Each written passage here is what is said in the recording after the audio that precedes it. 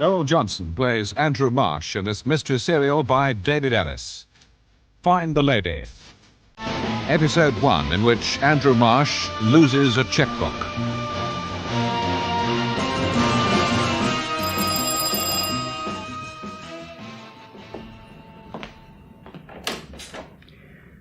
Good evening, Sir Andrew Marsh. Yes? Detective Sergeant Rankin. I'd like a word with you. I see your warrant card.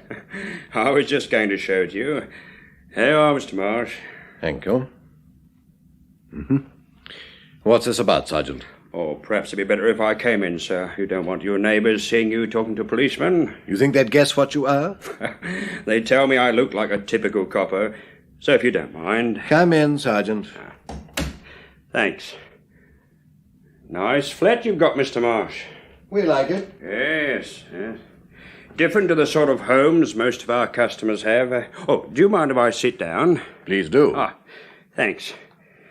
Do you know what it's like being on your feet all day, Mr. Marsh? I can imagine. Oh, you're one of these lucky blokes that earns his living sitting behind a desk, eh? I'm on my feet some of the time. Doing what, Mr. Marsh? I beg your pardon. How do you earn your living? I sell second-hand cars. Not much of a job, is it? Why? You looking for recruits for the police force? Not right now, I'm not. You didn't buy that in this country, did you? What? That oversized, what do you call it, the poof? As a matter of fact, I bought it in a bazaar in Champollion Street in Cairo. It's made of camel hide, and I paid £12 for it. Would you like to see the receipt? I'm not interested in the shopping you did in Egypt, Mr. Marsh. When were you there, by the way? 3 years ago. Where do you do your shopping in London? For instance, if I mentioned Rutland's of Bond Street and Wiley's of Oxford Street, would you know who they are? I've heard of them. They have this sort of customers who always pay by cheque. You've never used their shops? Not that I can remember. My wife might have been a customer of theirs. Might have been, Mr. Marsh? Past tense? From what I've heard about them, they don't put tickets on their goods. You buy first and ask the price later. That's about it. At the moment, I have to know what it's going to cost me before I say, wrap it up, I'll take it. You've got this flat on a lease, haven't you? Yes, 5 years. Yes, the rent must be, seeing you're only half an hour from the West End, I'd say, £500-600 a year? How do you manage to pay that much, Mr. Marsh? Sergeant, exactly what are you doing here? Making inquiries about my financial status, finding out about my shopping habits, or just resting your feet? Could say I'm doing a bit of each, sir. Your wife at home, Mr. Marsh? No. Not home from the office yet? She doesn't work. As a matter of fact, she's at the hairdresser's. Oh. Do you think we could get to the point? Yes, I don't see why not. Well, it's like this. Rutland's and Wiley's and a few more shops like them have been... they've been having second thoughts about being so free and easy on this business of taking cheques. You see, someone's taken advantage of their good nature. Really? Yes. Mind you, these ritzy shops are not the only ones who've been taken for mugs. The big department stores have copped it as well. In fact, it's getting a bit out of hand. What is? I thought I'd explain that. I'm talking about the dud cheque racket, Mr. Marsh. Oh, I see. The Yard have had to set up a special sort of section to deal with it. But let's get one thing straight, though. When I say dud cheque, I don't mean the bouncer, the one that a bloke gives you and then it comes back from your bank marked RD, meaning the bloke's no funds in his account. When I say dud cheque, I mean the villain who's signed it has no bank account at all. He's used a fictitious name and he's given a false address. You with me so far, Mr. Marsh? Yes, but I don't see why you're giving me this glimpse behind the scenes, fascinating though it is. You'll see in a minute. See, when these dud cheques get to this special section of the Yard, they keep an eye on numbers, because every now and then they find a bunch of numbers that follow each other. In other words, the cheques all came out of the same book. Yes? Right. Well, I'm concerned about one of these books that's just turned up. Now, it's been passed on to us because it was issued by a bank in our manor, the South Eastern. Something wrong, Mr. Marsh? No. You looked for a second like you thought you'd sold a car, then the bloke changed his mind. Oh. Anyway, as I was saying, we've got these dud cheques that all came out of the same book, and it was issued by the South Eastern. Do you know who it was issued to? I've no idea. They issued it to you, Mr. Marsh. Well? Well, what? Well, can you tell me how those dud checks came out of a book that was issued to you? Someone must have found one I lost. Oh, you lost a checkbook? Yes. Oh, when? Oh, about a month or so ago. I'm not sure exactly. You didn't tell your bank you lost it, Mr. Marsh? No. And why not? Well, I intended to tell them. It must have slipped my mind. I was busy. Selling second-hand cars? Trying to sell them. Oh, I wish I could forget about my checkbook. But, of course, in our job we have to pay our bills. So do I. But I'm paid in cash. I've used that. Mm-hmm. Have you? That fancy piece of furniture over there is a desk, isn't it, Mr. Marsh? Yes. Would you mind opening it to see if you can find a piece of writing paper? All right. Now, what? Do you mind writing the name Derek Brown? Yeah, Brown with or without an E? Please yourself, Mr. Marsh. All right. There. Is that what you want, Sergeant? That'll do nicely, Mr. Marsh. Brown with an E. I imagine the type of people who are customers of shops like Wiley's and Rutland's would spell it that way. And did you imagine they'd spell Derrick, D-E-R-R-I-C-K? I didn't think about it. Is that so? Of course, you'll have guessed that Derek Brown's the name the bloke used when he signed those dud checks I told you about. Well? Well, he spelt Derrick, D-E-R-R-I-C-K. And you think that means something? Could. Yes, could, Mr. Marsh. You see, that isn't the only way to spell it. Sometimes it's D-E-R-E-K, and then, of course, there's one of those actor chaps that spells it D-E-R-Y-C-K. But you picked the spelling that Chummy used. Coincidence, Sergeant? I don't believe in it, Mr. Marsh. They do exist. Not in my book. You've lived here just on 4 years, haven't you? Yes. Before that, your address was Flat 3, Blenheim House, Princess Gardens. It was. When Derek Brown put his address on the back of his dud checks, that's the one he used. You're saying that I am Derek Brown? I'm suggesting you could be. It's more than a suggestion, isn't it? You're convinced I passed those checks. I have to go on evidence. Look at the evidence again. You forgot to let your bank know you'd lost your checkbook. The dud checks came out of that book. They were signed with a name you can spell 2 or 3 ways, but you used the way Chummy used, and D-A-R-R-I-C-K, Brown with an E, Mr. Marsh. He gave the address where you used to live. Andrew, what do you think of my Oh, I'm sorry. I didn't know you had a visitor. I won't be long, Joyce. Good evening, Mrs. Marsh. Good evening. I'm Detective Sergeant Rankin. I'm very pleased to meet you. Detective Sergeant, Andrew, is something wrong? No, just a slight misunderstanding. I'll explain later. Oh. Well, I'd better do something about dinner. Excuse me, Sergeant Rankin. Of course, Mrs. Marsh, of course. You know, Mrs. Marsh looks like she buys her clothes from smart places, like Wiley's and Rutland's. Yes, what they call the sophisticated type, isn't she? She wouldn't like it if she heard you call her a type. My wife prefers to think of herself as an individualist. Oh, different from my Mrs., Mr. Marsh. Oh, she's a type if ever there was one. Still come to that, we both are. She's a typical housewife, and I'm a typical copper. You seem rather proud of the fact. Oh, I am, Mr. Marsh, I am. You know, I'll bet my wife's cheaper to keep in clothes than yours is. Are you sympathizing with me? No, just thinking aloud, Mr. Marsh. You know, all that stuff that Chummy bought with those checks, that would have suited Mrs. Marsh. Oh, by the way, what do you think of the evidence I went over just now? Very circumstantial. I don't think a jury would convict me. They might. Still, we have to be sure. So, I'll be able to have my dinner at home tonight? Yes, you're lucky. I'll be having mine in the canteen. You ever had anything to eat in a police station, Mr. Marsh? No. Well, for your sake, I hope you never have to. Where was this taken? What? This photograph. You in uniform. Courier? National serviceman? Yes. Oh. Second lieutenant as well. Well, that might do you a bit of good. In what way? Well, a good army record always goes down well in court. You'll be at home over the weekend if I want to have another word with you? I work all day tomorrow, but I'll be at home in the evening and on Sunday. Hope you enjoy your dinner, Mr. Marsh. I hope you enjoy yours, Sergeant. Good night. Good night, Mr. Marsh. Andrew, What? do you like my hair? Yes, very nice. Have you started on the dinner yet? No, but it's only stewing steak. Open the tin for me, will you? It won't take long to get it ready. I'll open the tin for you, but you'll have to eat by yourself. I've got to go out. Don't bother with the tin, then. I'll have an egg or something. What will you do? I'll get a sandwich at the pub. I want to see Roger. What about? Oh, business. I'll be back in an hour or so. Oh, all right. Andrew? Yes? What did that policeman want? He was making inquiries about a checkbook I lost.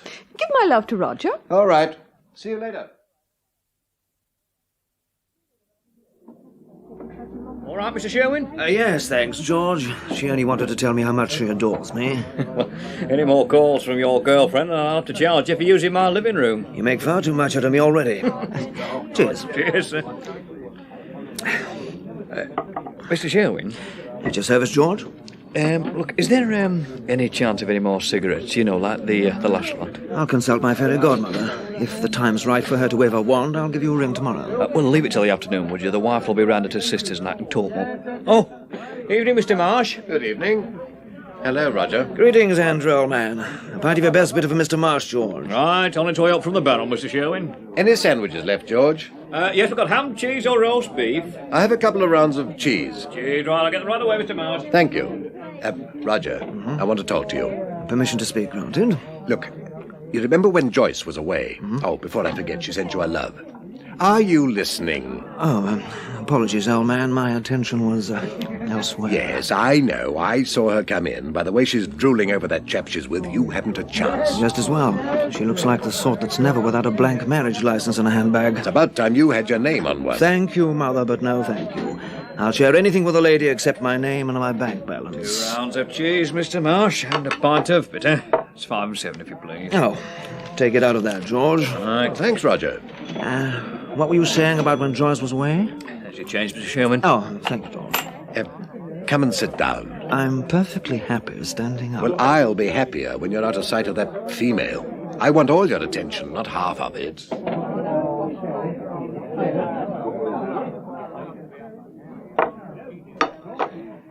Roger, I am in one hell of a mess. Tell them I have to wait for the pound of flesh. No, I'm afraid the law won't wait. Did you say the law? Yeah. Cast your mind back to when Joyce had been away about a month. That would be roughly about the time Mother-in-law had a third relapse. Something like that. I came in here one night, and you introduced me to a girl. Angela, Caroline, Fenella, Sheila, Ursula. Sheila it was. Now, I don't... Oh, hang on a minute. Let me take her out of the files. Sheila. Ah, yes. 23-ish. Hair verging on the Titian. Statistics adequate. Preferred listening to talking. Last name Ramsey, correct? Perfect. Now, did she tell you I took her out to dinner? Good God, no. You're joking, aren't you? As a matter of fact, I took her out 3 or 4 times. You, the life president of the Married Men's Union? Yes, and I wish I'd never met the blasted girl. Why, has Joyce found out? There's nothing to find out. I took her out to dinner because I wanted someone to talk to. Oh, no. You can think of a better one than that. But it happens to be true. Now, the last time I took her out, she asked me up to her place for a drink. And you went because all the talking you'd indulged in had made you thirsty. Now, don't fool around, Roger. This is damn serious. Well, tell me why. Well, next morning, after I'd been up to her place, I missed my checkbook. Now, I knew I'd had it the night before because I'd used it to pay our bill at the restaurant. The only place I could think of where I might have lost it was Sheila's flat.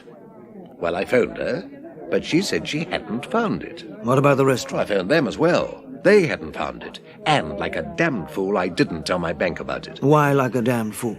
I have had a visit from a Detective Sergeant Rankin. My checkbook's turned up again.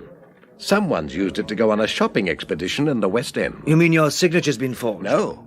They signed the checks as Derek Brown. But the devil of it is they gave the address of our old flat. And that isn't all.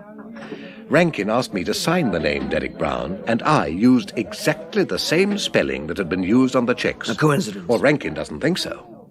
Roger, Sheila Ramsey must have helped herself to my checkbook. I can't see any other explanation. And I can't see anyone, even a shop assistant, accepting her as a man. Not even in the West End. Well, she could have passed the checkbook on to someone, couldn't she? Someone who posed as Derek Brown. Now, do you know any of her boyfriends? Not apart from you. Oh. All right, I apologize. Well, actually, I know very little about her. I'd only met her in here. Why didn't you tell your policeman friend about her? Because I don't want anyone to know about her, unless it's absolutely necessary. I mean, you didn't believe I just wanted to talk to her. Well, neither would Rankin. More important still, at the moment, Joyce had never believed that all I wanted from Sheila Ramsey was conversation. Domestic situation still dicey, eh? It is, and it won't improve till my bank manager starts calling me sir again.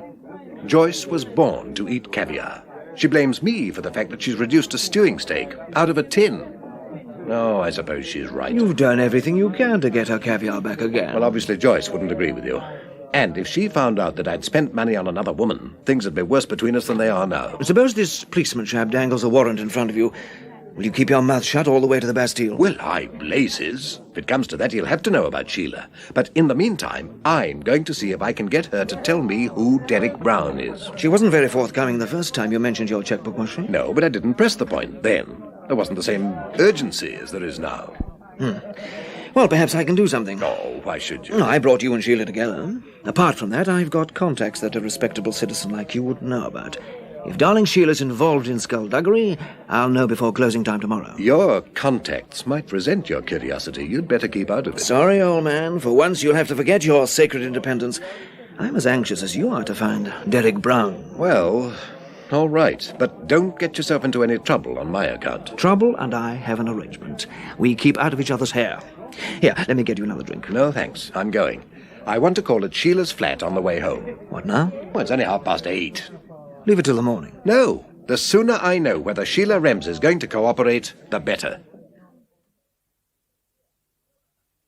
There's no one of that name lives here. You must be mistaken. I was in this flat a few weeks ago. You weren't, you know. And the tenant of it was definitely Sheila Ramsey. It definitely wasn't. No one of that name's ever lived here. Before me, it was somebody called MacDonald, and they'd lived here for years. You've come to the wrong flat. The house is only converted into two, this one and the flat downstairs. I can hardly have come to the wrong one. Then you've come to the wrong house. Well, this is 69, isn't it? It is. Sheila Ramsey lived at 69. Then you've come to the wrong road. I've never heard of anybody called Ramsey.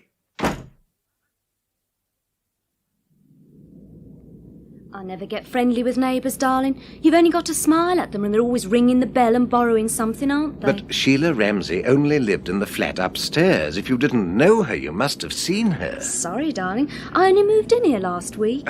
But what's happened to the people who had this flat before you? They've gone to Australia. Or is it New Zealand? Anyway, darling, they've gone. You can't help me, then? It depends what kind of help you want, darling. Now, look, I'm really not dressed for standing in a drafty doorway, am I? Why don't you come in? We could introduce ourselves.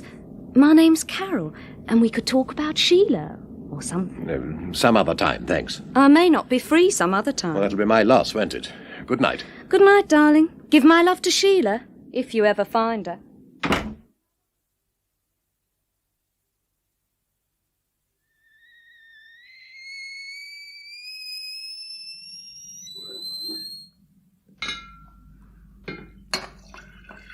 Do you want any more coffee, Joyce? Please. Was there any post for me? No. That telephone bill's gone up again. Here's your coffee. Thank you.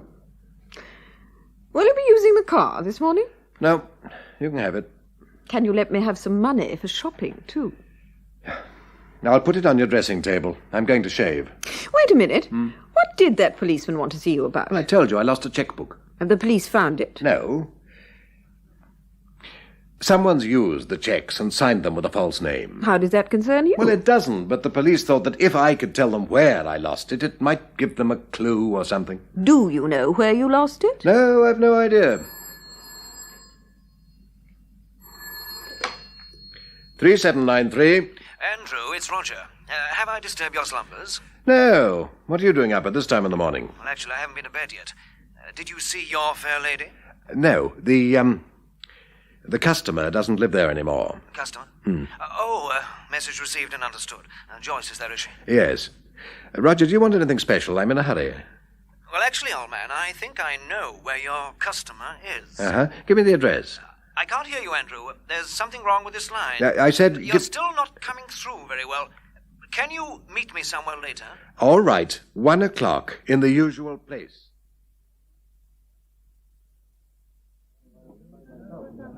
What time did you arrange to meet him then, Mr. Marsh? 1 o'clock. What's the time now, George?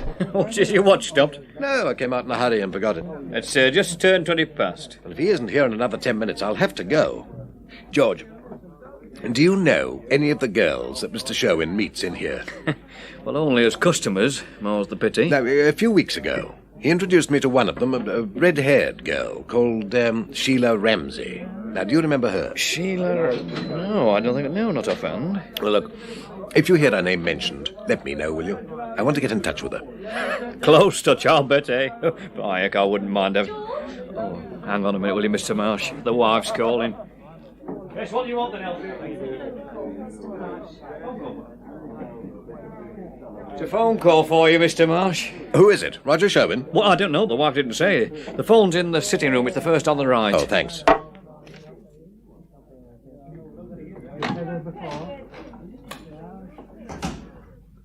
Hello? Mr. Andrew Marsh. Yes, who's that? This is the West Middlesex Hospital. We phoned Elmfield Service Station and they gave us this number. We've some bad news for you about your friend, Roger Sherwin. What's happened? He's been in an accident, Mr. Marsh. Can you get here as quickly as possible? Yes, of course. Is he seriously hurt? Come to the casualty department, Mr. Marsh. All right, but I asked you, is he seriously hurt? Hello? Is he seriously hurt? I'm afraid he's dead, Mr. Marsh. Dead? Good God, Doctor, how did it happen? Perhaps we'd better go in my office. The casualty ward isn't the best place to talk. Are you a relative of, what did you say his name was? Roger Sherwin? No. We'd been friends for a long time. As a matter of fact, I had a drink with him only last night. Was Roger driving when it happened? I understand he was crossing the road. This car came round the corner. Oh, I see. Do you know if Mr. Sherwin has any relatives living in the district? No, he hasn't. His parents died a few years ago. He's got an aunt in Scotland. I don't know her address, though. You're quite sure the articles I showed you belong to your friend? Oh, yes. I gave him the wallet last Christmas. And the wristwatch was a birthday present to himself. I think a girl gave him the lighter. You understand why I'm so insistent on this point, Mr. Marsh? He can't be identified physically. I'm afraid he can't. Facial injuries make it completely impossible. Yes? Excuse me, sir. Is it all right if I have a word with this gentleman? Well, as far as I'm concerned, it is, Constable. Thank you. May I have your name, sir? Andrew Marsh. And I believe you say the deceased's name was Roger Sherwin. Yes. His address, sir? Well, he lived in a houseboat. It's moored on the river at Hampton Court. I can't remember the address, but I've got it at home. I can let you have it. How did you come to hear about the accident, sir? Well, I had a phone call. Constable... Just a minute, sir. Who phoned you? Well, someone from this hospital, of course. Did they give you a name? No. Where were you when you got this phone call? In the King's Head. It's a pub in I know where it is. Thank you, sir.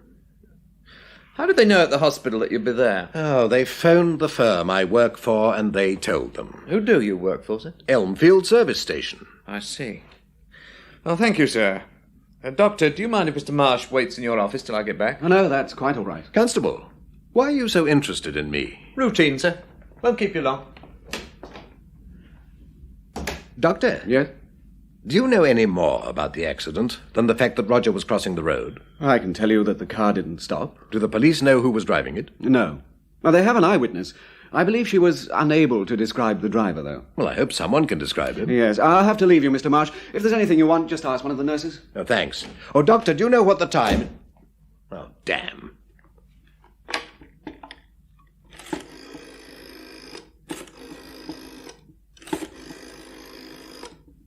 At the third stroke, it will be 1:55 and 20 seconds.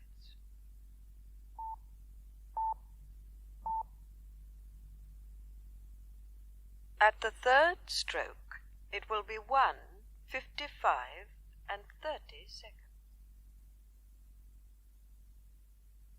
At the third stroke, it will be 3:10 and 10 seconds.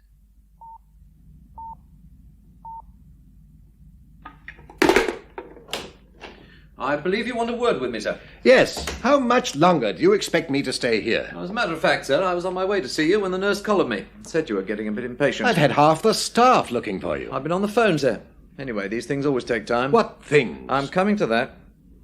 First of all, sir, would you like to change your previous statement? Would you like to tell me what the blazes you're talking about? Your statement referring to how you knew about the accident. Well, why should I change it? It's the truth. Is it, sir? For heaven's sake, man, don't be so damn mysterious. Losing our tempers isn't going to help, We're sir. not losing our tempers. I am losing mine. And do you wonder? You leave me here for over an hour without any reasonable explanation while you go and amuse yourself on the telephone.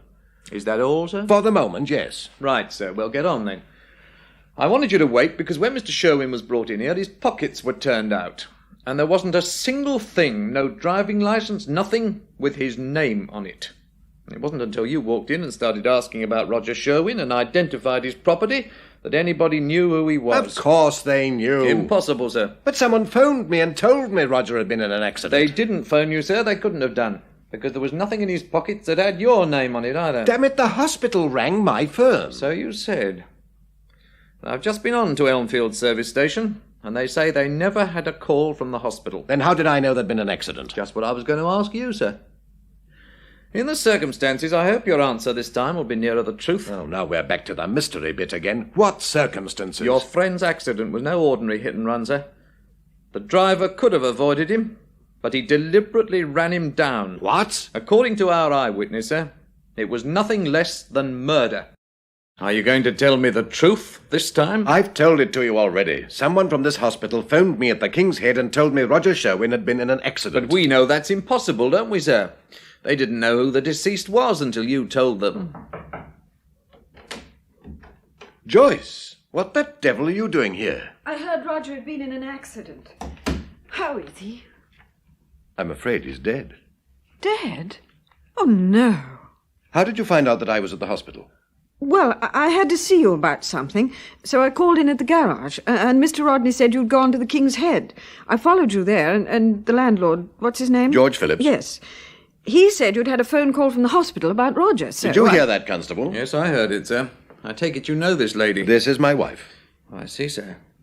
Now, Mrs. Marsh, how did the landlord know Mr. Marsh had had a phone call from the hospital? He found out from his wife. She took the call. If you'd rung the King's Head, they'd have told you so. By the way, why didn't you ring them?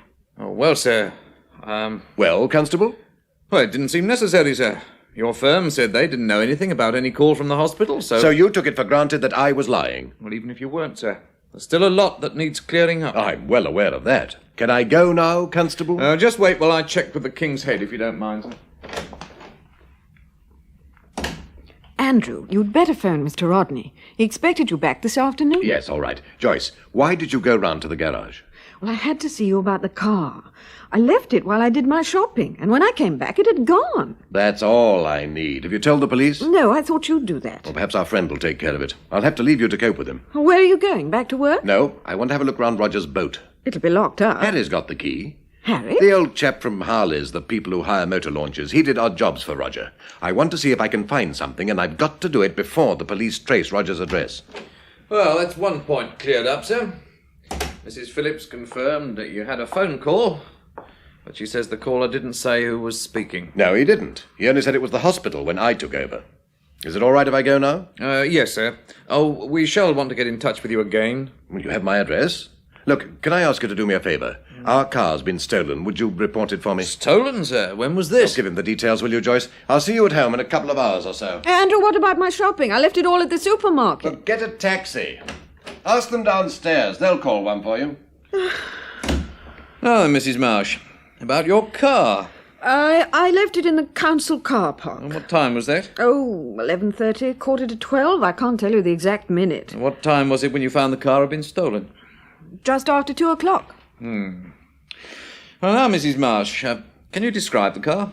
It's a Jaguar, 6 or 7 years old. What size engine, Mrs. Marsh? Oh, good heavens, I haven't the slightest idea. Well, do you know if it's one of the small Jags or one of the big ones? One of the small ones, I suppose. And the colour? White. Registration number, Mrs. Marsh? Oh, you'll have to ask my husband. All I know is it's got 2 9s in it. 2 9s. Has he by any chance got a GB plate on the back? Yes. Why? Have you found it already? No, Mrs. Marsh. Well, I think that's all. I'll pass these details on to the station. Thank you. Oh, there's just one other thing. Do you know where your husband went off to? No, I don't. Well, thank you, Mrs. Marsh. We'll be in touch with you. I can go now. Yes.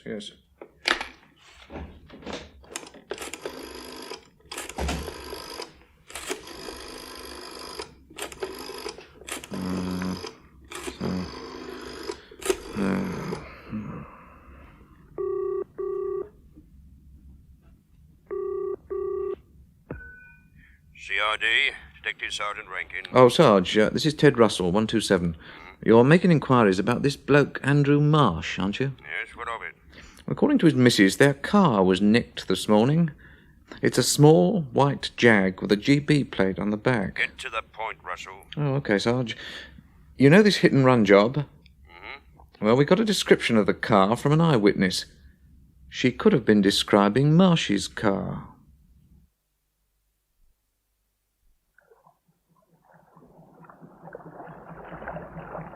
Mind yourself on the gangplank, Mr. Marsh. It's a bit slippery. I'll watch it, Harry.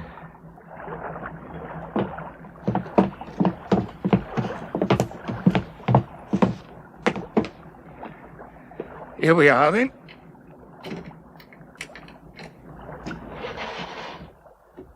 Thanks, Harry. Shall I take the key? Well, there's nothing doing this afternoon. I'll give you a hand if you like. You'll be packing his gear, I suppose. Not now. Listen, I'm in a spot of trouble. Mr. Sherwin was trying to help me. That could have been why he was knocked down this morning, to stop him interfering. Truth. He started to tell me something on the phone, a girl's address. Well, if that's all you want, he had plenty of them. Now, this is a particular girl. I believe he found out where she's living now, and I'm hoping he made a note of it. Looks like he left in a hurry this morning. Oh? Yeah, bed isn't even made. He was fussy about things like that. Didn't he have anyone to clean the boat? Nah, he always said he liked doing it himself. And he had the time. He didn't work regular hours, did he? What sort of line was he in, Mr. Marsh? I've no idea. What you got there, Mr. Marsh? Checkbooks, Harry. Excuse me, will you? Oh, sorry. That's all right. I only want to get at that notepad. Found something, have you?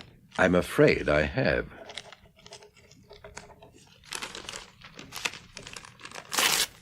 Is that the address you wanted? No. It's something that might be just as useful, though. Busy, Mr. Marsh? What? Oh, good afternoon, Sergeant Rankin. Mind your head, the doorway's on the low side. Harry, there's no need for you to stay. I'll lock up and let you have the key. OK. I'll see you later then, Mr. Marsh. Yes, and thanks for your help. You know, I had an idea I might find you here.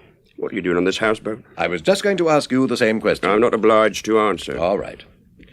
You know Roger Sherwin was killed this morning? Yes? Well, he was a friend of mine. I'm taking care of the arrangements. The funeral, you mean? Yes. You must have left the hospital and come straight here. You are in a hurry, aren't you? Well, I thought I ought to start clearing up his effects and so on. And there are probably people who have to be notified. Relatives? Well, as far as I know, he's only got an aunt, but there might be someone else. Friends, business acquaintances. Yeah. The logical place to find out seemed to be among his papers. And what have you found so far? A few bills, letters, mostly from girlfriends. I'll have a look, if you don't mind, Mr. Marsh. What's under these papers? Checkbooks, eh? 1, 2, 3, 4 of them. All on different banks, too. You weren't trying to hide these, were you, Mr. Marsh? No, I'd only found them just before you arrived. I had you now. Then you won't have had time to see this. One of these books has got the sort of checks that have the depositor's name printed on them, and the name on these is Sheldon Everard.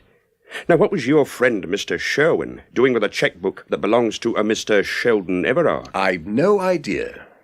Pity it's a Saturday afternoon, Mr. Marsh. We'll have to wait till Monday to get an answer to that one. I'll tell you what I think it'll be, though. These banks never heard of Mr. Sherwin. And if I'm right, then it's going to look like your friend's mixed up in this dud check racket. If you're right. I'll bet my pension on it. Now, let's go outside. It's stuffy in here.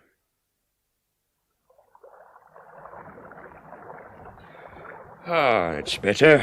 Nothing like fresh air to help you think clearly.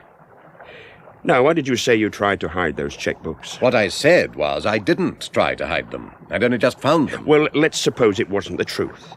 Why would you have shoved those checkbooks under that pile of papers? Any suggestions, Mr. Marsh? No. Oh, well, I've got a couple. One, you'd guessed your friend was mixed up in something crooked, and you wanted to protect his good name.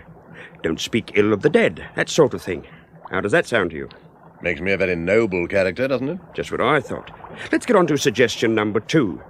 You hid those checks because you were both mixed up in something crooked, and you wanted to protect your good name. Don't speak ill of the living. That sort of thing. How does that sound to you, Mr. Marsh? Like something out of Detective Sergeant Rankin in Wonderland. Smart comebacks won't do you any good, Mr. Marsh. Will anything do me any good where you're concerned, Sergeant? The truth might. But you don't believe it when I tell it to you. Because you never give me any evidence to back it up. let's go back for a minute to Mr. Sherwin's accident. How did you find out about it? The hospital phoned me at the King's Head. Someone phoned you at the King's Head. We've only your word for it that it was the hospital. What other way could I have found out? Well, I'll tell you. Your car was reported stolen this morning. Your wife described it as a small white Jag, 6 or 7 years old, 2 9s in the registration, GB plate on the back, correct? Yes. The witness to the accident described the car that mowed down Mr. Sherwin as a white Jaguar. She didn't know what year it was, but it had one of those plates on the back with the letters GB. If you'd been driving your car, Mr. Marsh, that's one other way you could have found out that your friend had been knocked down. So now you're accusing me of stealing my own car and killing Roger Sherwin? I'm suggesting it's a possibility. And by what our eyewitness says, murdering him would be a better way of putting it. Most murders aren't committed without a motive. I think I know what yours was. Now we'll lock up and return the key. Where are we going? Back to your swagger flat, Mr. Marsh. This damn river's making me feel seasick.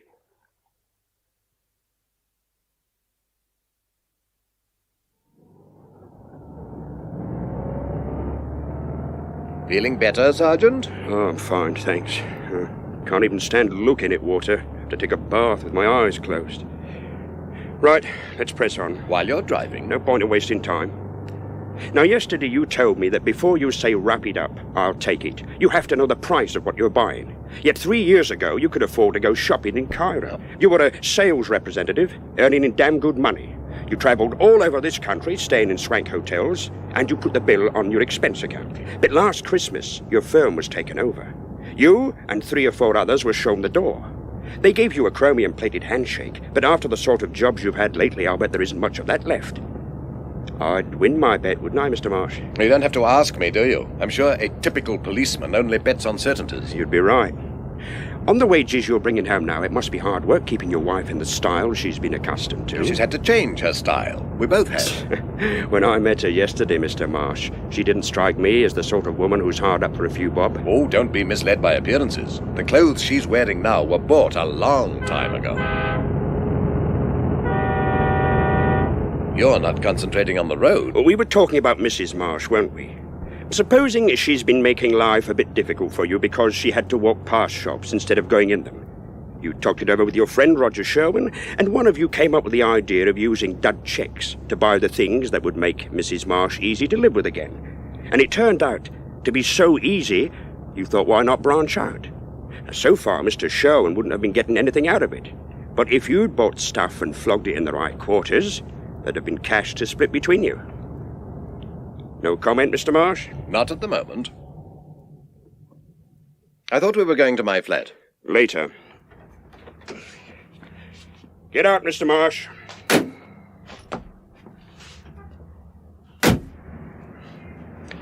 You know where we are? Where Roger was knocked down. Where he was murdered. You were here this morning, weren't you? No. I believe you were. Now, when you came round that corner and drove straight at him, what was your motive? Well, I'll give you 2. Either you'd quarrelled over the profits of the dud check racket, and you were going to settle the argument in your favour, or your partner knew we suspected you, and to save his own neck, he decided to talk, so you were going to shut his mouth permanently. Which was it, Mr. Marsh? Neither. You're breaking quite a lot of rules today, aren't you? You've parked on double yellow lines. Get back in the car, Mr. Marsh.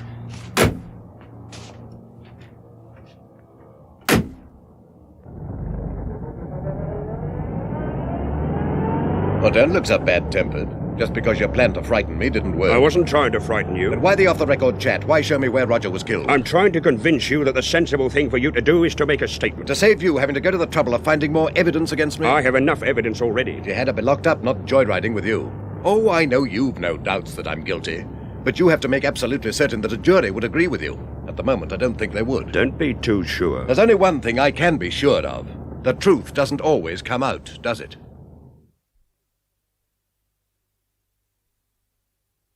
Andrew, he's phoned you twice since I came home. I promised you'd ring him as soon as you could. I'll call him later. Don't keep him waiting on my account, Mr. Marsh. We don't want you to lose another job, do we? Please, Andrew, go and speak to him now. 2 against 1, Mr. Marsh. Majority verdict. Oh, all right. I'll only be a couple of minutes. Did your husband tell you what I was doing here yesterday, Mrs. Marsh? He said it was something to do with the checkbook he'd lost. Is that all? I think so. No, wait a minute. He said someone had used the checks and signed them with a false name. That's what he told you, is it? Is there any more? Did I say there was? No, but there was something in your voice. I better watch it then, Mrs. Marsh, giving things away like that.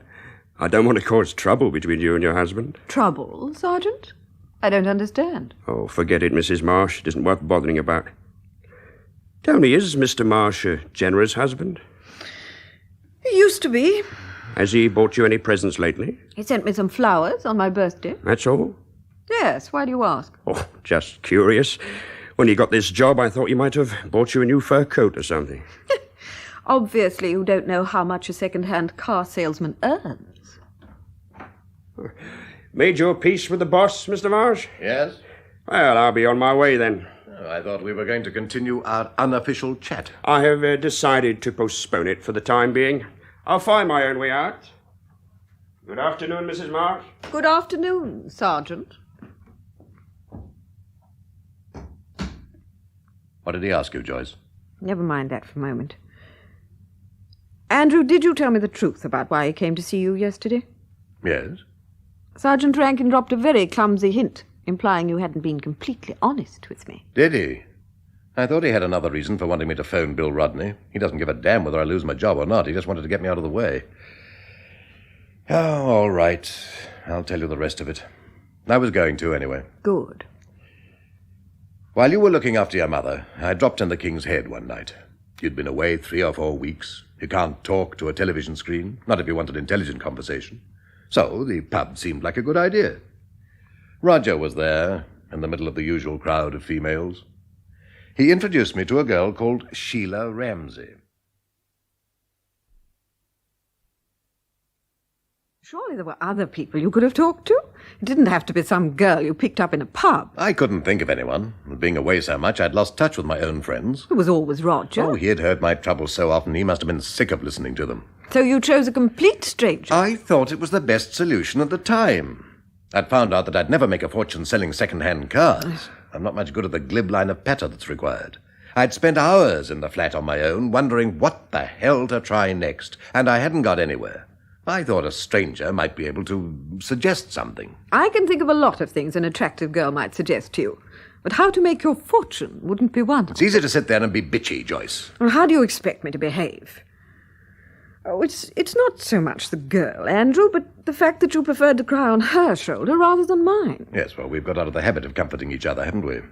Anyway, you weren't there. There's a very good train service to Brighton. Oh, Joyce, try to understand. I didn't go to the pub with the deliberate intention of picking up the first available female. I went because... well, I was feeling sorry for myself, I suppose. I thought a couple of drinks might make me feel less suicidal. Then Roger introduced me to Sheila. She encouraged me to talk about myself, and that's how it all started. Couldn't you have told her all about yourself on one occasion? Did you have to see her again? No, but as you said, she was attractive, and I didn't think I was doing any harm. Not even when you were spending our money on her? Well, I know. That's something I can't justify. I can only say I'm sorry. But it must be obvious, even to you, that she deliberately set out to make me want to spend more time with her. She wanted to get her hands on my checkbook. How did she get her hands on it? Well, she must have taken it out of my overcoat pocket. When you took her out for a meal? No. When, then? The last time I took her home, I went up to her flat. At her suggestion, of course. Yes. Anyway, I was only there an hour. Oh, really? Oh, for God's sake, Joyce, don't you do a Sergeant Rankin on me. Can't you see the object of the exercise was my checkbook? Then why haven't you told Rankin about her? What could I tell him? Sergeant, I'm positive my checkbook was stolen by a girl called Sheila Ramsey. Her address is flat 269 Belvedere Road, but there's a man living there now who says she never lived there. That'd be a great help, wouldn't it? Well, I don't see what else you can do except tell the police. They might be able to trace her. First of all, Rankin would have to believe that she exists. Unfortunately, Roger's the one person who could vouch for the fact that I didn't imagine her. I've a feeling he could have told me quite a lot about Sheila Ramsey. But you said that when you asked him last night... I know. He told me he'd only met her a couple of times in the pub. Well, I don't believe that now. I think he was mixed up with her in this dud cheque racket. Oh, really, Andrew? Listen, I went over to his houseboat to see if he'd left a note of Sheila's new address. Instead, in his desk, I found 4 checkbooks that didn't belong to him. Hmm? I think when he introduced me to this damn girl, he'd no idea I'd get, well, friendly with her. When I told him last night about the mess I was in, he realized he was responsible and decided he had to do something to help me. His partners found out he was going to talk, and they ran him down. Why go to all the trouble of stealing your car? Because someone seems to have embarked on an operation to frame me. And if the police can be made to suspect me of murder as well as passing dud checks, so much the better. I'm sorry, Andrew. I simply can't believe that Roger was implicated in something criminal. Can't you? No. Look, Joyce, we know he didn't earn his living legitimately. His money came from the sort of transactions that, well, it isn't polite to ask too many questions about. They were probably just inside the law, but it only requires a push, and you're outside it. Well, there could be another explanation for the checkbooks in his desk. What? Well, I don't know. You're the one who's playing detective. You think of one. I wish I could. Rankin saw those checkbooks, and he believes I was Roger's partner. The only thing that will change his mind is irrefutable evidence to the contrary. And he won't look for it, so I've got to. I've no choice. How do you propose to start? Well, in 3 of the checkbooks, there were counterfoils made out to the Excelsior Club. What on earth is that? I don't know, but one counterfoil was marked subscription. Perhaps all of the men who owned those checkbooks in Roger's desk were members. I can't be certain. But a connection with the Excelsior Club was common to all 3 of them. So I'll start from there. You're going to do Sergeant Rankin's job for him. As he sees his job at the moment, it's proving that I'm guilty. Doesn't even enter his mind that I could have been framed. Well, I have to prove he's wrong. Will it mean taking more time off from the garage? Possibly. I don't know yet. If it does, I'll have to explain to Bill Rodney and hope he'll understand. What if he doesn't? Oh, well, I expect the Labour Exchange will be glad to see an old customer back again. Oh, it isn't funny, Andrew. If I don't make Rankin change his mind about me, the consequence of that won't be funny either. What did he ask you? Who? Oh, Rankin, of course, while I was on the phone. Oh, he wanted to know if I'd had any presents from you lately. Ah, no wonder he went away looking so disappointed. He hoped you'd tell him I'd bought you a diamond bracelet and a couple of mink coats. Have you any money I can borrow? A little. How much do you want? Enough to buy myself a present. I don't understand. Look, one of the checkbooks in Roger's desk belonged to a man called Sheldon Everard. Now, he'd made out a counterfoil to a shop in Regent Street. I intend to go in there, spend some money, and then find out if they know Everard's address. He might be able to give me some information on this Excelsior Club. I'd rather you didn't play detective, Andrew. Well, what do you want me to do, then? Wait for Rankin to arrest me? And don't forget Roger. I believe he was killed because he was going to help me. It'll take more than an expensive wreath to get that off my conscience. What if someone tries to kill you? Well, other people have tried. They didn't succeed, did they? No. But this time you won't get a medal for proving you're a better man than the enemy. All I want is to get Rankin off my back. Get me the money, will you? All right. But you can't spend it today, you know. Most Regent Street shops are closed on Saturday afternoons. Oh, damn, I'd forgotten. Well, I'll go first thing on Monday morning. With or without Mr. Rodney's permission? Either way, getting Everard's address is more important at the moment than keeping in with Bill Rodney.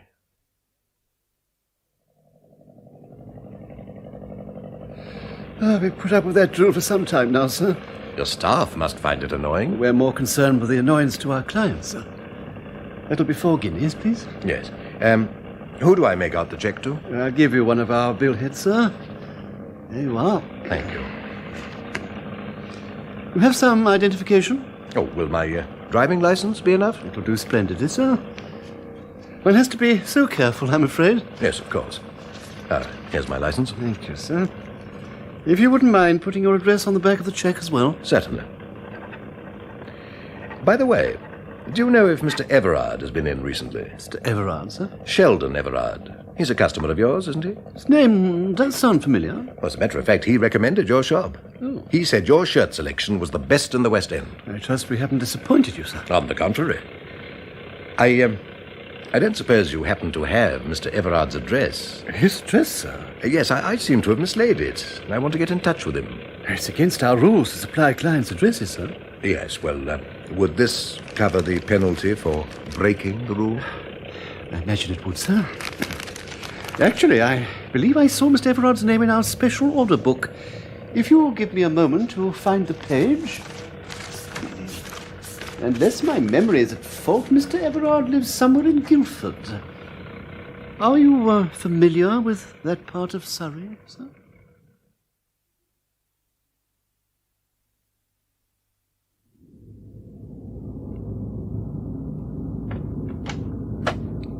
Oh, good evening. This is number 29, isn't it? Yes. Mr. Sheldon Everard's house? Yes. Ah. Would you tell Mr. Everard I'd like to see him? My name's Marsh, Andrew Marsh. Are you a friend of Mr. Everard's? No, we've never met. Why do you want to see him? It's a personal matter. I'm sorry, Mr. Marsh, but Mr. Everard Look, isn't in. would you say I'd like to talk to him about his checkbook? If you tell him that, I'm sure he'll see me. Please come in, Mr. Marsh. Thank you.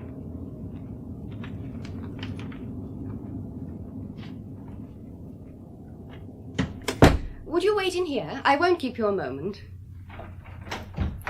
You'll find drinks on the sideboard. Please, help yourself. Oh, thanks.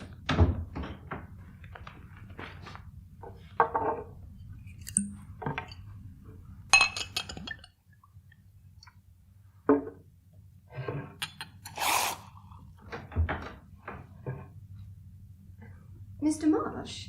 Yes? Why do you want to talk to Mr. Everard about his checkbook? Well, I'd rather discuss it with him. I want you to discuss it with me. And if I refuse? I shall have to try and persuade you to change your mind. I dare say you could as well, if I was in the mood. Unfortunately... Oh, I see. We're talking about different kinds of persuasion.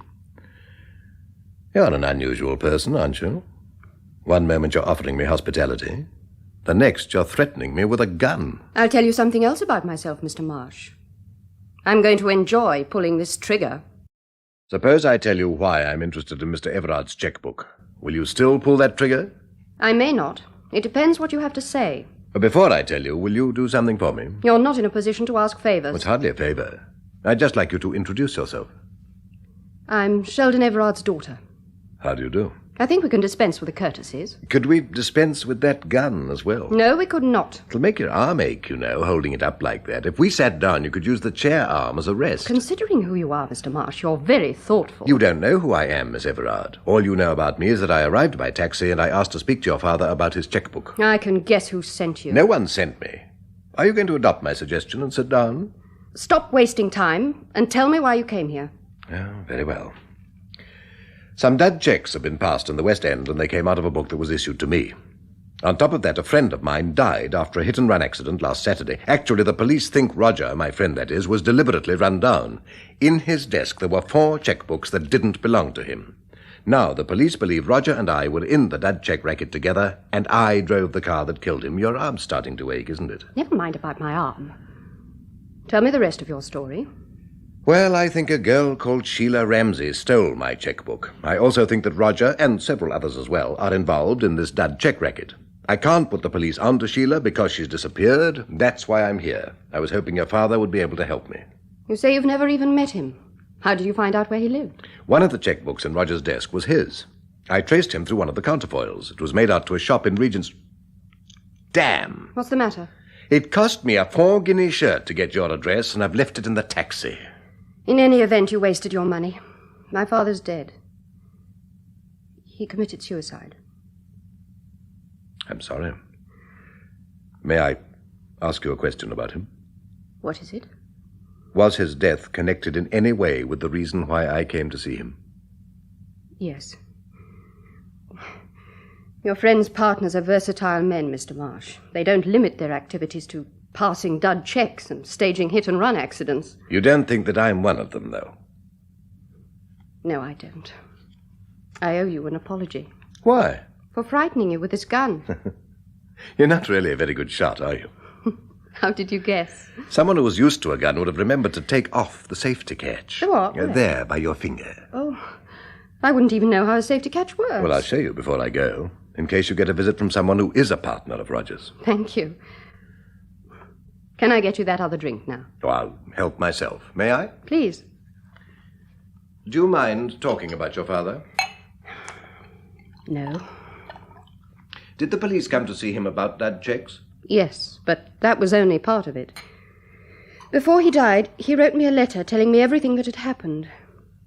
It all started from the day he joined the Excelsior Club. Have you heard of it, Mr. Marsh? I've seen the name, that's all. It was on the counterfoils of 3 of the checkbooks in Roger's desk. What kind of a place is it? A gambling club with a membership confined to men with a certain type of background. Like your father? Yes, he was custom-made for them. He had a taste for gambling, wasn't averse to women. Just the opposite, in fact. And he possessed information that was worth a lot of money. Well, one night he lost rather more than he could afford. The Excelsior Club employs hostesses with a talent for comforting men who are sorry for themselves.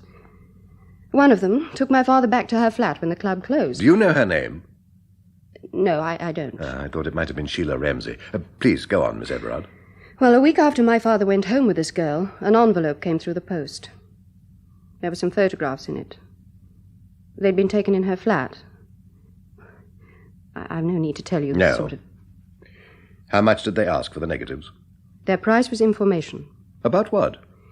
My father worked in the Foreign Office. They wanted particulars of confidential documents. Oh. Military secrets that would fetch a very high price outside this country. The Excelsior Club deals in espionage, then? No, I don't think so. My father said in his letter that only 1 or 2 members of the club were civil servants. Most of them were businessmen. Industrial information's worth a lot of money these days. I think that's what the club's interested in. Money. And they're not particular how they get it. In your father's case, they threatened to ruin him with these photographs? That's right. They phoned him and said they'd send them to the newspapers with faked evidence that he was already a traitor. Well, why didn't he just resign? It wouldn't have been any use. They said only one thing could stop them using the photographs. The information they wanted. So he gave in? Do you blame him? No. If I'd been in his position with those photographs in front of me and that voice on the phone... The voice didn't give him time to consider the whys and wherefores. It demanded the first payment within 24 hours. Well, to begin with, the information they wanted was relatively unimportant. Oh, yes. But after that, with each phone call, their demands became more and more exorbitant. By then, my father was committed. It was too late for him to draw back. Poor devil. But eventually they drove him to the point where he was prepared to refuse them and face the consequences. Then the police came to see him. They wanted to know if he'd lost a checkbook. And he had? Yes. Yes, he'd missed it after the night he spent in that girl's flat. He hadn't told his bank that he'd lost it either. No. The police told him his checks had been used in shops in the West End. They'd been signed with a false name. Do you know if that name was Derek Brown? I've no idea what the name was. Ah. Well, Father realized that if the police caught the man who'd used his checks, they might uncover the other activities of the Excelsior Club as well. He found he wasn't prepared to face the consequences after all, so he used this gun. Have you told anyone else about the letter your father left for you? No, you're the first to hear of it. Father's doctor gave evidence at the inquest. He said Mother's death must have preyed on his mind. She died in a car crash a year ago. Father was driving. Have the police been back again about his checkbook? No. Well, who did you think I was? Someone from the Excelsior Club? Yes. Ah. Do you, live here alone, Miss Everard? Why? Well, it's possible that you might have a visitor from the Excelsior Club. Oh, well, I'm on my own at night. I've a woman comes in during the day to help me with the housework. She left just before you came. I must remember to initiate you into the mysteries of that safety catch. Did you keep your father's letter, Miss Everard? No, I burnt it a few days ago. But I think I've told you everything that was in it. Only your father had given you the name of that hostess. I suppose he didn't even tell you the address of her flat. No. Ah. Oh, dear. You haven't learned very much for your 4 guineas, have you? Well, at least I know that everything stems from the Excelsior Club. And finding out where that is shouldn't be too difficult. Well, I can tell you that. Oh? I found Father's membership card the other day. As a matter of fact, I walked past the club last Friday. It's just round the corner from where I was working. I can't imagine you in an office. How about a photographer's studio? Oh, yes, you'd fit there. You're a model, I suppose. Yes. That membership card should be in this drawer. What does the club look like from the outside? Oh, not very imposing. Just a doorway in a street in Soho. Well, if you're round there again, don't let anyone see you taking an interest in that doorway. I won't. Here's the membership card, Mr. Marsh. Ah, thank you. May I borrow this? Yes. Yes, I can't see that it'll be any use, though. It's still valid. It would get me into the club. They'd realize you weren't Sheldon Everard. That would be the idea. Knowing the kind of people they are, I doubt whether they'd let you get out of that club alive. If it comes to spending the next few years in jail or risking my neck in the Excelsior Club, well, I hope you'll forgive me for using your father's name. Of course. And I wish you luck, Mr. Marsh. Thank you. And now I must go. I promised to take my wife out to dinner.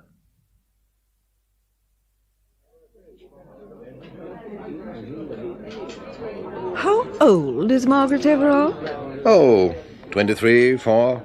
Attractive? Well, yes, I suppose so. I thought she might be. Why? You're going to take on the Excelsior Club single-handed for her sake, aren't you? All I'm going to do is try to find Sheila Ramsey for my own sake and no one else's. You'll use that membership card eventually, though, won't you? Only if Rankin forces me to. How do you know that the club's connected with what's happened to you and to Sheldon Everard? I don't know, but it seems logical to suppose that it is. I believe it's a cover for organized blackmail with the dud checks as a sideline, and murder when necessary. I see. And knowing all that, you still think that without any help from anyone, you can bring the existence of the club to an end? No. Then what's the point of your one-man crusade? The police won't act without evidence. I'm hoping I'll find some. Why don't you go to the police now? Because I'd no proof. Sheila Ramsey's disappeared. Margaret Everard destroyed her father's letter. Rankin would think it was a fantastic tale I'd invented to get myself off the hook. Lack of proof isn't the only reason why you won't go to Rankin, is it? Well, I don't know of any other. I do. If you can terminate the career of the Excelsior Club, you might stop the police finding out that Everard was a traitor, thereby earning his daughter's gratitude. By the way, just what form are you hoping her gratitude would take? Would you care?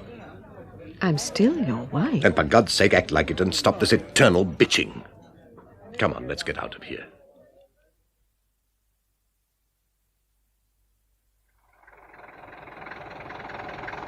Hamilton Road, please. Hamilton Road, right.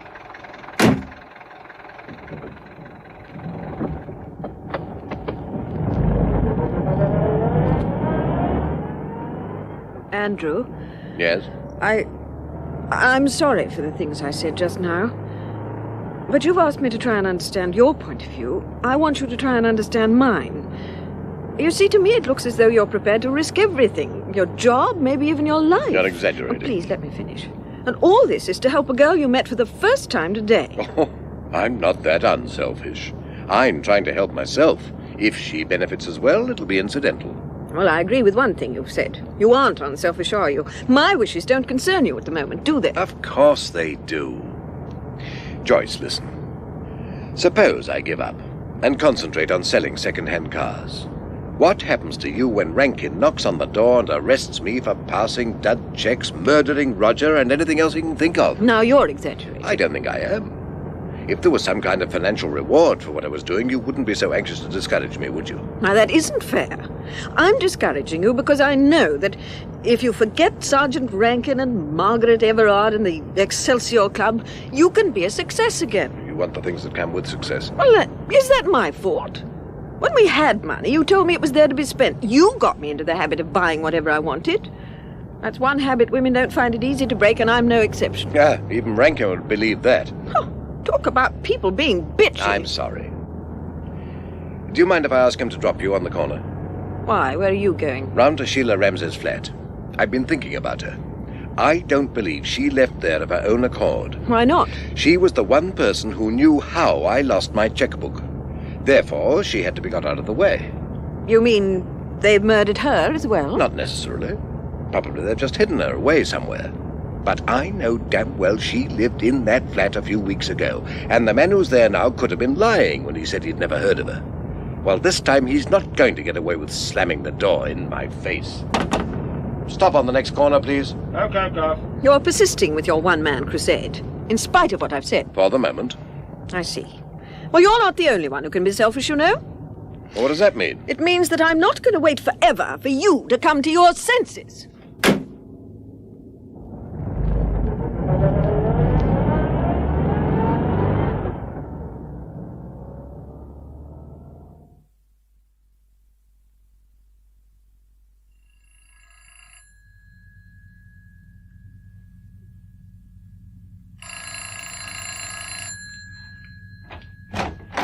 Good evening. Remember me? No, I don't think... Wait a minute. You're the chap that was here last week, asking for some girl or other. Sheila Ramsey. Have you remembered anything about her yet? I told you you've got the wrong address. Now, if you don't mind, I'm busy. I'll only keep you a minute. What the hell do you think you're doing? I'm coming into your flat. Oh, no, you're not. Come on, out of it. You'll have to put me out. Well? I'm not in the mood for a roughhouse. That's just as well, because I am. My name's Marsh, Andrew Marsh. Damn you and your name. Where do you think you're going now? In here. This is the lounge, isn't it? Oh, I beg your pardon. I didn't know you had company. Good evening. Hello, darling. You live downstairs, don't you? You mind your own damn business. I met this young lady after I'd called on you last time. She doesn't know you're Sheila Ramsey either. So she told me. I suppose you've never heard of the Excelsior Club. The what? He said the Excelsior Club, darling. Did he? I don't go for clubs. You prefer to have your fun in private, don't you, darling? Shut up, Carol. Now look, are you going to get out, or do I have to call the police? Darling, the poor man's only trying to find his girlfriend. She isn't my girlfriend. I met her in a pub and took her out because I wanted somebody to talk to. Oh, now that's not very original, darling, is it? It's the truth. And because of it, I'm up to my neck in trouble. The only one I know who could get me out of it is Sheila. Now, if you've got her address, or you know how I could get in touch with her, I would be very grateful if you'd tell me. You took her out? When, lately? Yes. What colour's her hair? Eh? Is she blonde, brunette? Oh, she's a redhead. Titian, darling. Oh, you must have seen her lately, then. She only had it dyed after... After what? I think he's on the level. Do you, Carol? I'm sure he is, Peter, darling. Oh, your name's Peter, is it? Peter Lloyd. All right, then.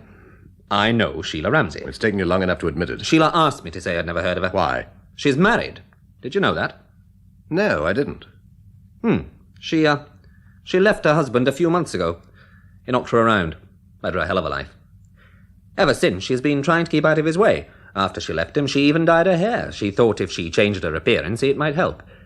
Anyway, it didn't. He found out where she was living, and someone told Sheila. So she gave up this flat, and if he came here looking for her, she asked me to tell him the tale I told you. And you thought I was her husband? Only natural, isn't it? Have you any idea where Sheila's living now? No. Didn't she give you a forwarding address for mail? She said it'd be better if she just went without telling me anything. Yeah. You don't know any of her friends, I suppose? I don't even know if she's got any. I only met her the once, the day I moved in here. I asked her about sending on letters and things, and that's when she told me about her husband. I see. Well, I'll just have to think of something else. I'm sorry we can't do anything for you. Well, actually, you could do something. You know there is such a person as Sheila Ramsey. Now, you wouldn't mind telling the police you'd met her, would you? I don't want to get involved in anything. I won't bring you into it unless it's absolutely necessary. Well, all right, then. But if you're going to tell the police I met her, let me know first, will you? I will. Let's hope it won't come to that. Well, I'll be on my way. Good night, Carol. Night, darling. Good luck. Thanks. Good night, Mr. Lloyd. You know the way out, don't you? Yes.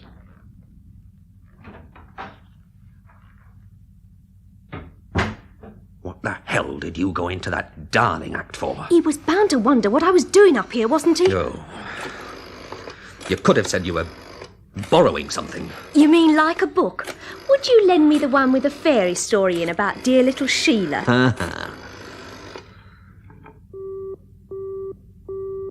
Damn. Have you found her yet? Mind your own damn business. I'd rather mind yours. There's more money in it. You get your share. Look, I'm going out. I've written a phone number down on the pad. Keep trying it. Who is it? Never mind. When they answer, tell them you're speaking for me. The message is, Marsh is being a nuisance. He's got to be stopped. You got that? Marsh is being a nuisance. He's got to be stopped. What's it mean? Just see you pass on that message. Then get the hell out of my flat. Darling.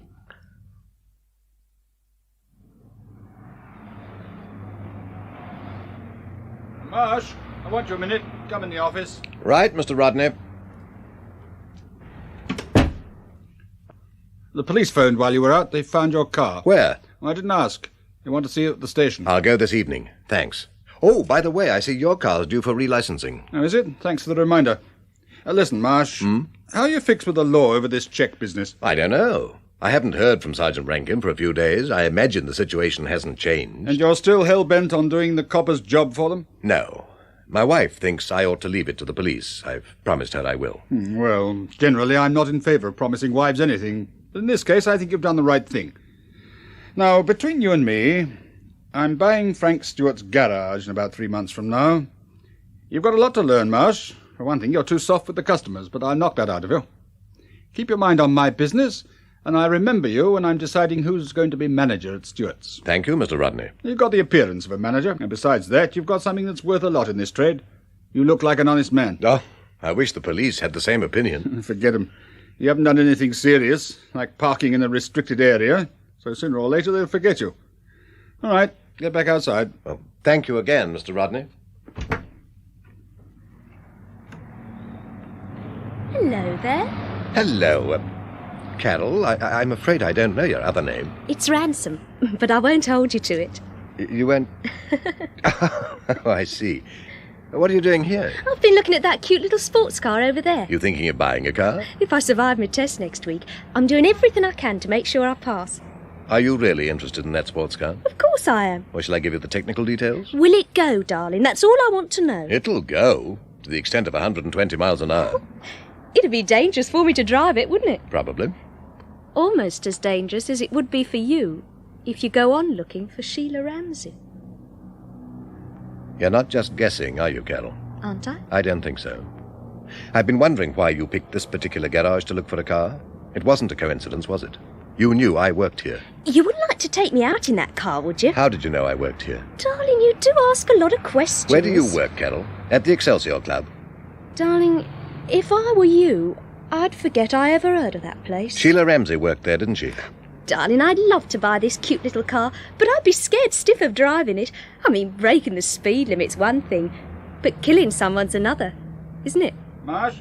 Yes, Mr. Rodney? A phone call for you. I think it's your wife. Oh, right. Thanks. Carol, wait here, will you? I'll be as quick as I can. Don't upset wifey, darling. Can I sit in the car? Help yourself. Hello? Andrew? Yes, what do you want, Joyce? Well, there's no need to snap at me. I'm sorry. You took me away from something important. What is it? The Marsdens have asked us to have dinner with them tonight. You haven't accepted. Yes, of course I have. You better ring them back and ask if we can postpone it. Why? You won't be late tonight, will you? I might be. You remember the girl I told you about? The one I saw in Peter Lloyd's flat last night? Yes. She walked in here 10 minutes ago. She pretended to be looking for a car. Actually, she came to warn me to give up trying to find Sheila Ramsey. You told me you had given up. I know, but this girl could work for the Excelsior Club. What did you say her name was? Carol Ransom. Joyce, something must have happened to make her come to me. I've no idea what it is, but I intend to take advantage of it. You've just said she came to warn you. Take her advice and... I can't. I know I gave you my word, but forcing these people into doing something that'll give them away is my only chance. I'm going to ask this girl to meet me when I finish here tonight and... Hello? Hello? Damn. Mr. Rodney? Yeah? The girl I was talking to. Do you know where she is? The blonde job at the Deluxe finish? Yes. Yeah, she cleared off just after you'd left her. Blast. Did you think she was going to put some commission in your pocket? I thought she was going to do more than that for me. Anyway, I can find her again. I know where she lives.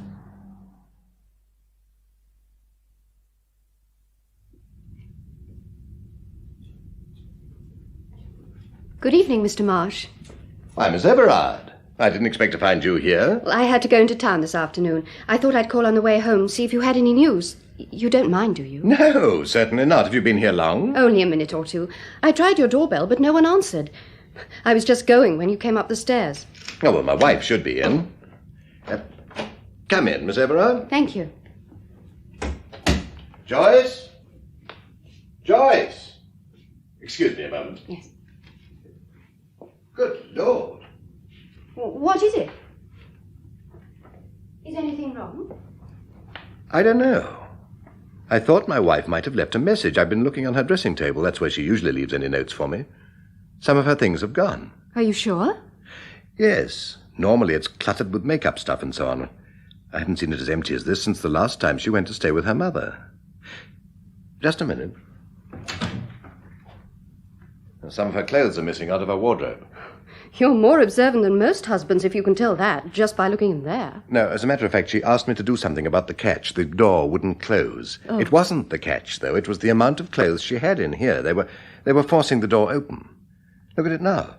The door closes quite easily. I'd better look in the spare room. I expect I'll find a suitcase is missing as well. You mean you think Mrs. Marsh has gone away somewhere? Well, that's one way of putting it. What's the other? I think my wife has left me.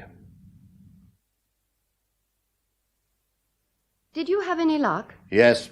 The woman in the flat next door saw Joyce leave. She happened to be looking out. When did she go? About 3 o'clock. There was a man with her. He carried the suitcase. They got in a car parked outside. A chauffeur with a private hire car taking her to the station. Possibly. Where the devil was she making for, though?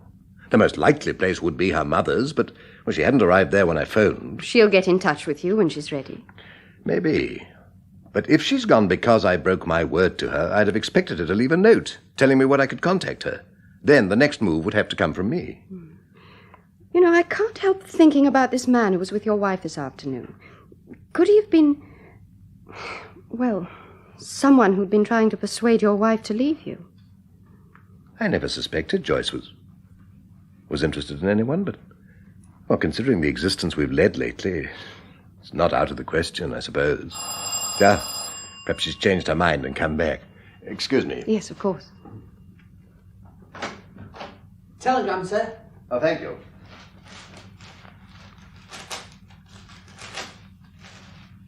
There's no reply. There.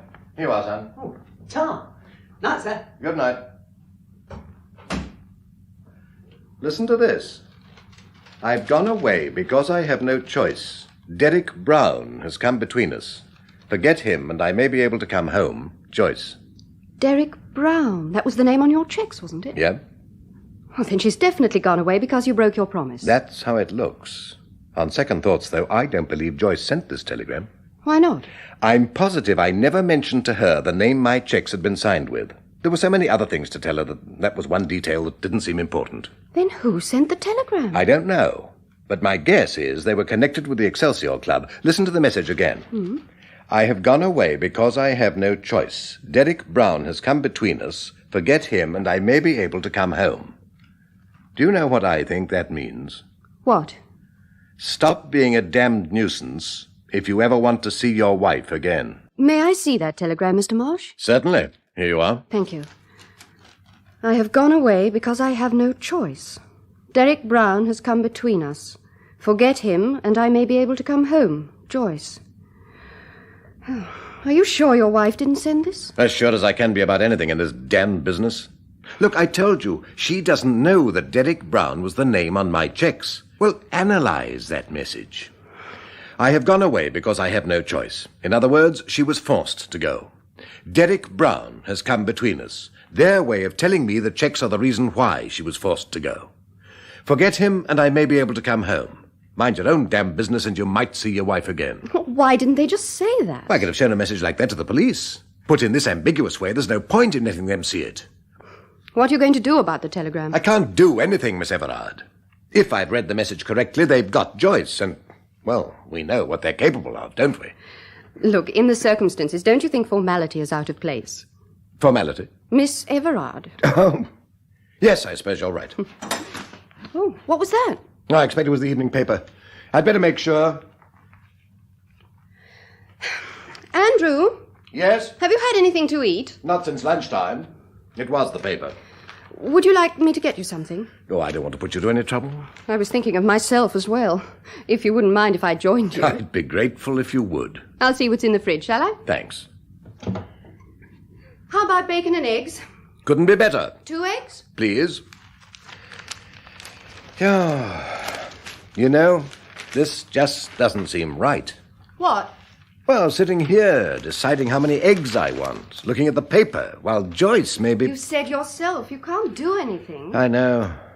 I feel so damned helpless.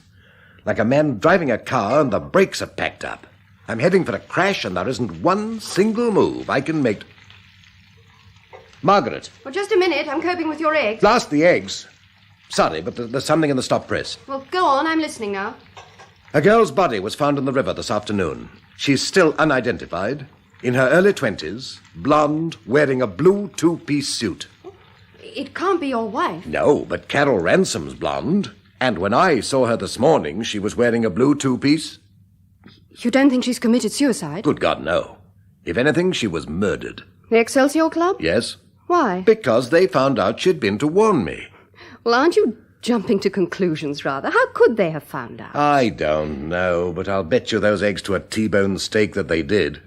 They seem able to find out any damn thing they want. If she's identified as Carol Ransom, it'll be in the papers later, won't it? I expect so. You know, one thing's sticking out a mile. If they're so desperate to stop me playing detective that they have to kidnap my wife and murder Carol Ransom, then I must be as close to them as I am to you. But in spite of that, I haven't the faintest idea who they are. The only thing that's morally certain is that the Excelsior Club is their cover. Oh, damn, damn, damn. Breaking your crockery won't help. Oh, I wish it was somebody's neck. Preferably Derek Brown's. Do you think you could get your mind off violence for a moment? I'll try.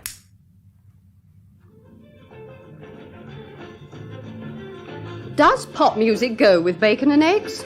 Personally, I don't think it goes with anything. I want to hear the next newscast, though. That girl might have been identified. Salt and pepper. Thank you. Oh, don't hand me the salt. Superstitious? I'm afraid so. I expect you think that sort of thing's ridiculous. No. I'll tell you what I do think. That bacon and eggs looks appetizing. Wait till you've tasted it.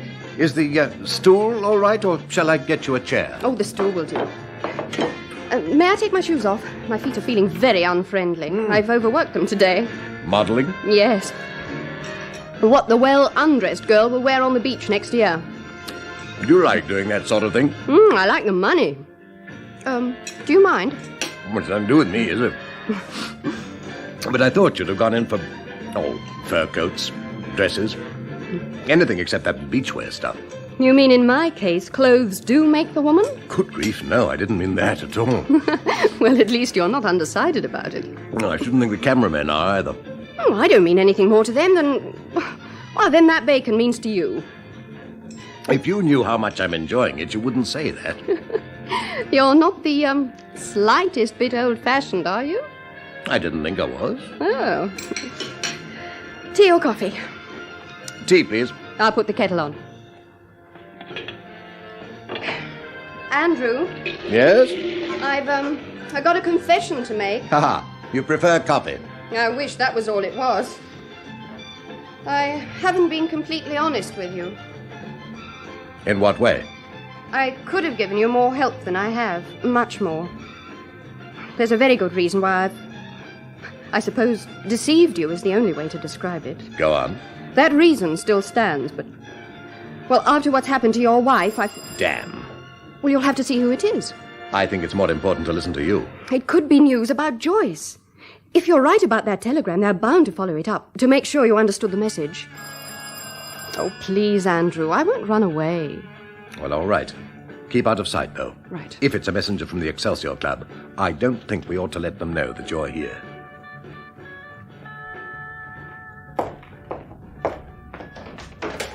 I was beginning to think you weren't going to answer the bell.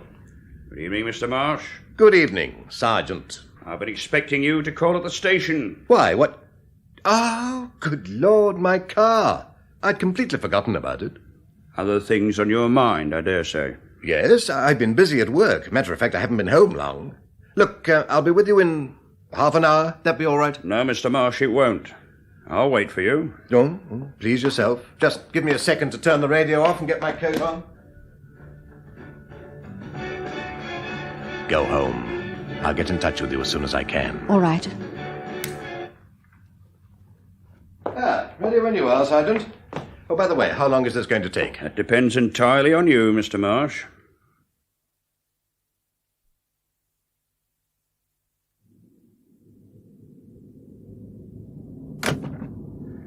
Back to the station, Ted.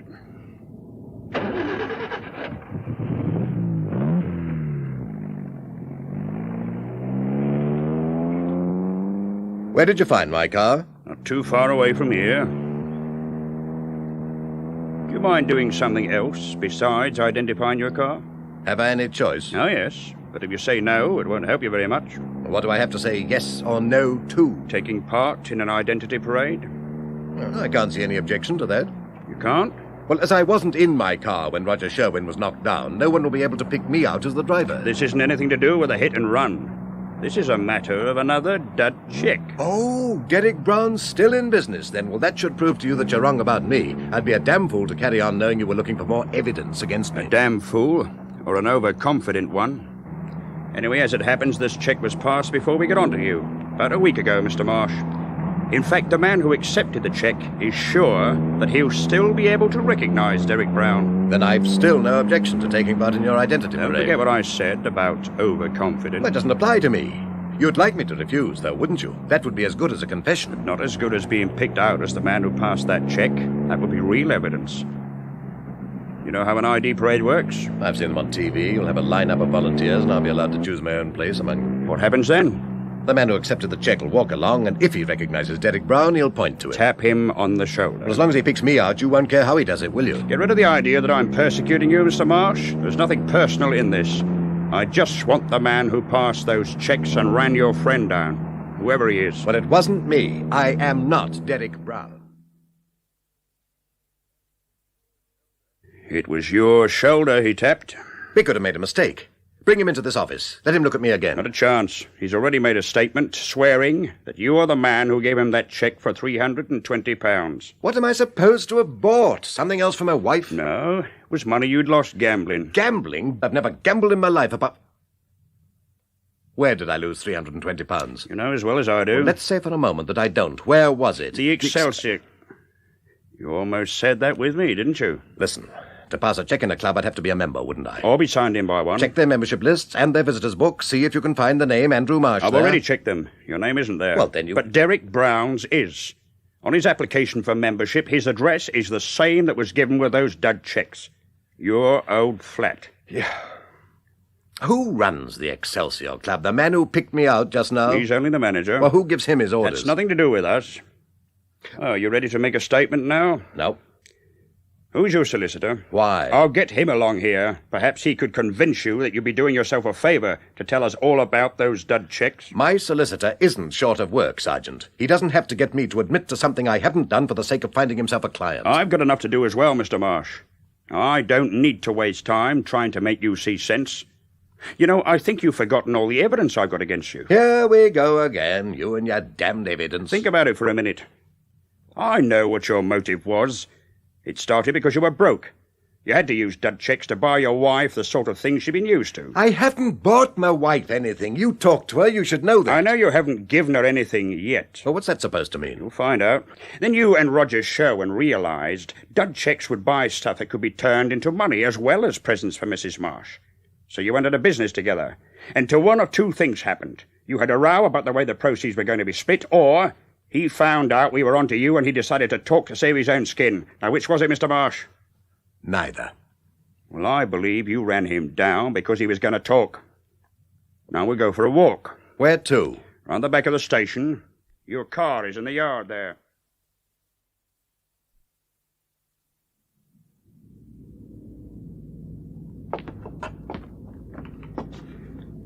This is your vehicle, Mr. Marsh? You know that without asking me. That's right. We checked the registration number. Look at the near side headlamp. The glass is broken. Correct. Now, some pieces of glass were found in the road after Roger Sherwin had been killed. Those pieces have been compared with the glass left in your headlamp. They're identical. Look, I am not arguing about the fact that my car was used to kill Roger. Wouldn't be any use, would it?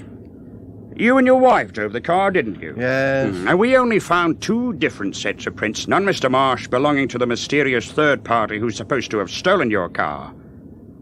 Naturally, we'll check that the prints we have found belong to you and Mrs. Marsh. Why bother to check them? You've taken everything else for granted. Have you got the keys to your car on you, Mr. Marsh? Yes. Come round here, please, Mr. Marsh. Unlock the boot, will you, and check the contents? Sergeant, your honesty is something I'll take for granted. I want you to unlock it all the same. Oh, very well.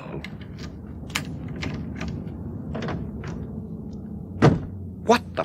Someone's been shopping, haven't they, Mr. Marsh?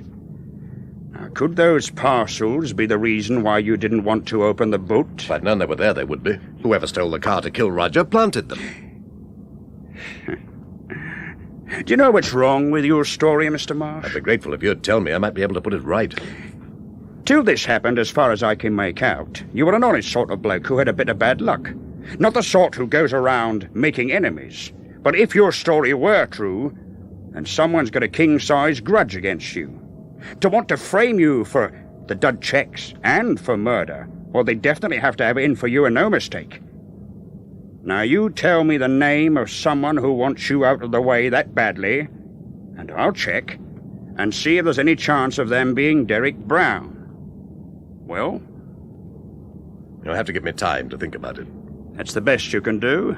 No name? Damn it, man, I don't keep the names of everyone I've upset at some time or another on the tip of my tongue. Anyway, it could be something that happened years ago. I see. Well, you're going to have plenty of time to think, so let me know if anything comes to mind.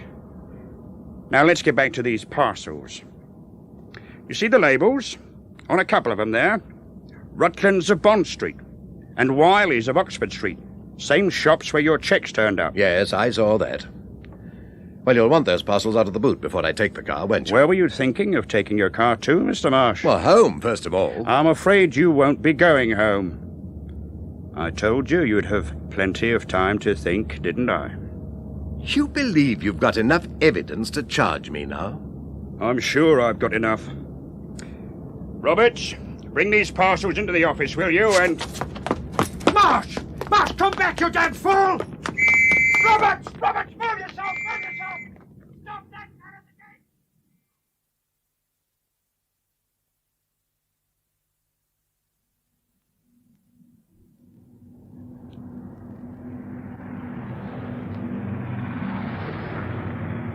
gate! Evening, Joe.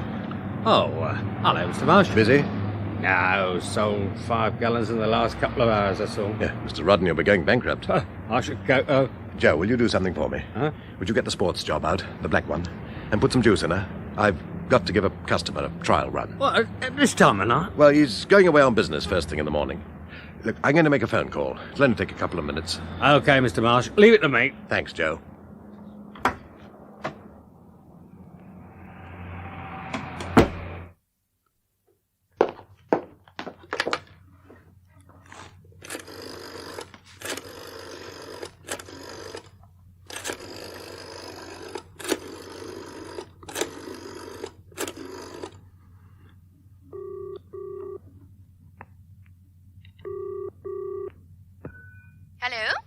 Margaret?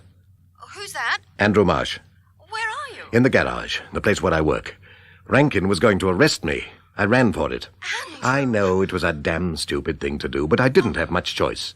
I couldn't do anything about the Excelsior Club from a prison cell. How did you manage to escape?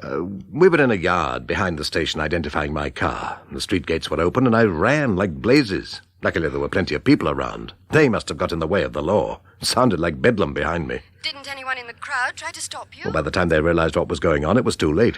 What are you going to do? God only knows. Whatever it is, I've got to keep damn quiet about it. If they have got Joyce... I'm afraid they have. Before I left your flat, there was a phone call. It was a man's voice. He gave me a message for you. Stay out of our affairs, and we'll let your wife visit you in prison. Maybe I better go back to the police. At least I'd know Joyce would be safe. Listen, Margaret. When Rankin came tonight, you were going to tell me something. Yes, Hold on. All okay, Mr. Marsh? Oh, thanks, Joe. With you in a minute. All right, carry on.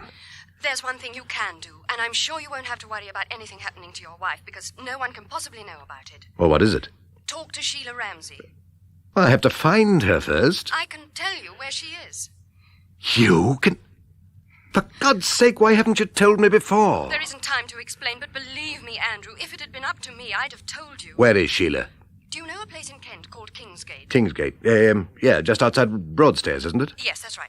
Now, she's living in a cottage there. I'll tell you how to find it. Take the M2, and just before you get into Margate, you turn off to the right.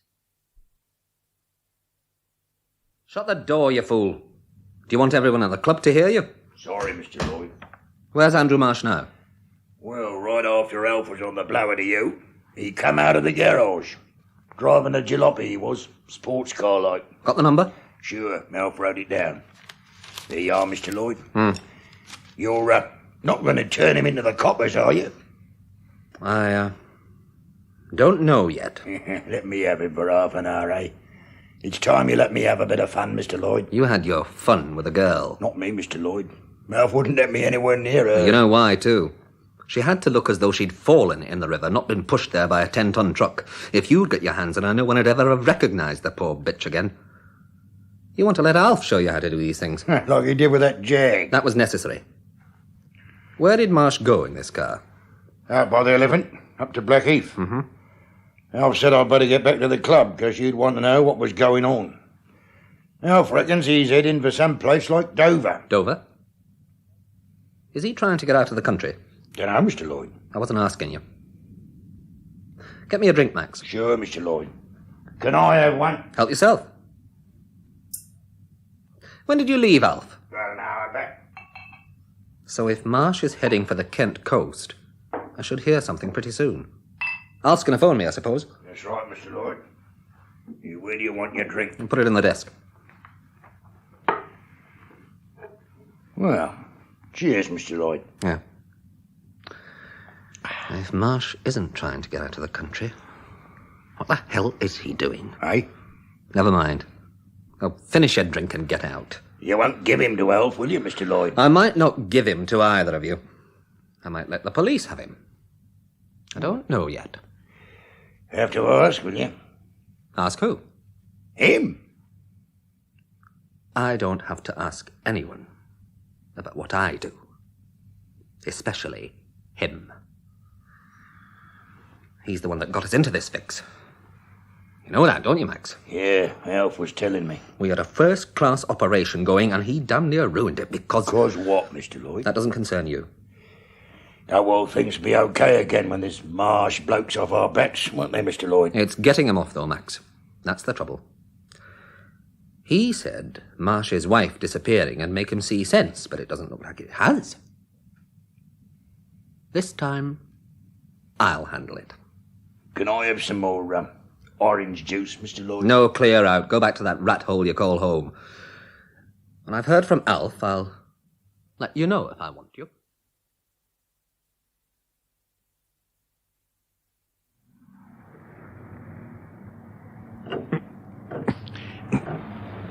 Give you a hand, chump. What? No, I'm all right. Shame your tar didn't blow on the motorway. You could have got help there. I think I can manage to change a wheel. Yeah. Tricky, though, in the dark, isn't it? Got a match on you? There's a lighter in my pocket. Would you like to get it? My hands are filthy. Sure. This pocket? That's it. Got it? Yeah. Ah. Blimey, that's better. I just fancied a fag and all my ready matches had gone. Yeah. Then I saw you and thought, well, no harm stopping and asking. You don't forget me manners. Have a fag? No, thanks. Put your lighter back in your pocket, shall I? Here you are, chap. How are you doing with those wheel nuts? Yeah. That's the last one. Well, I'll stick the dud in the boot, shall I? Thanks. Going far? No. Just outside Broadstairs. Broadstairs, eh? Haven't been there for years. Queer, that. Only the other day the wife said... Alf, she said, it's ages since you and me have been to Broadstairs. How about a day out, eh, Alf boy? Damn. Is something wrong? No, just nicked my finger. Lucky if that's all that happens to you before you get home, mate. What? How do you mean? Well, no one's safe on the roads nowadays, are they? What part of Broadstairs, then? Oh, a couple of miles outside, near Kingsgate Castle. Don't know that part myself. Well, thanks for the light. See you again, eh? Yeah, good night. All right, chap.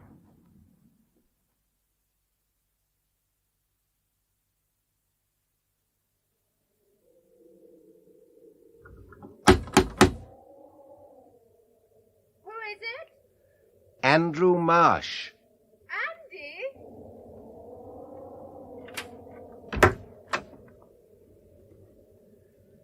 Andy, what are you doing here? All the stupid questions.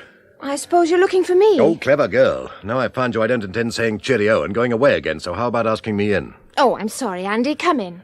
Thank you very much. It took you long enough to come to the door. Yes, I was in bed. Andy, you weren't followed, were you? No, not a chance. Still, I'll bolt the door again. I'll feel safer. Take your coat off, Andy. Yeah, thank you. Well, you're nice and cosy here, aren't you? It's lonely, though. No one to talk to. Oh, I wish I was back in my flat. You didn't leave there because your husband was on your trail, did you? I'm not even married. You know that, I told you. You told me a lot of things. Oh, I'm sorry. Sheila, you could be back in your flat in a couple of days. All you have to do is go with me to the police. I don't want to go to prison. I'd rather stay here. Who said you'd have to go to prison? You could make a bargain, a signed statement in exchange for them being easy on you when you said your piece in court. I'm not saying a word in court, Andy. It would get into the papers, and if they hadn't caught them all... The police would give you protection. I wouldn't even be safe crossing the road. You know what happened to Roger. Yeah. Sheila, if you don't want to spend the rest of your life hiding down here, you've got to tell me and the police everything you can about the Excelsior Club. How did you find out about the club? Through some checkbooks I found in Roger's desk. They led me to Margaret Everard, and she told me about her father. Sheila, I don't suppose it's much use asking you to do anything for my sake, Andy, wait a minute. How did the checkbooks lead you to Margaret? Oh, do you have to know now? Yes, I do. Tell me how you met her. Oh, all right. I got her address from a shop her father went to in the West End. Her home address? Well, yes, of course. When did you go there? Last Monday. Sheila, what are you getting at? What does Margaret look like? Look like? What's another stupid question? Tell me, Andy. Oh, well, she's the same height as you, blonde. She isn't. What? I'm at least 4 or 5 inches taller than Margaret, and she's nothing like a blonde. She's just the opposite. Now, you must be wrong. This girl was living in the Everards' house. Margaret hasn't been in their house for a fortnight or more. What? That's why I asked you about the checks. I couldn't understand how you managed to find her through them. Well, where is she, then? In Scotland. Scotland? Look, I had this postcard from Inverness. Only came the other day. Let's see if I can make out the postmark. Wait, it looks like the 27th. Monday was the 27th.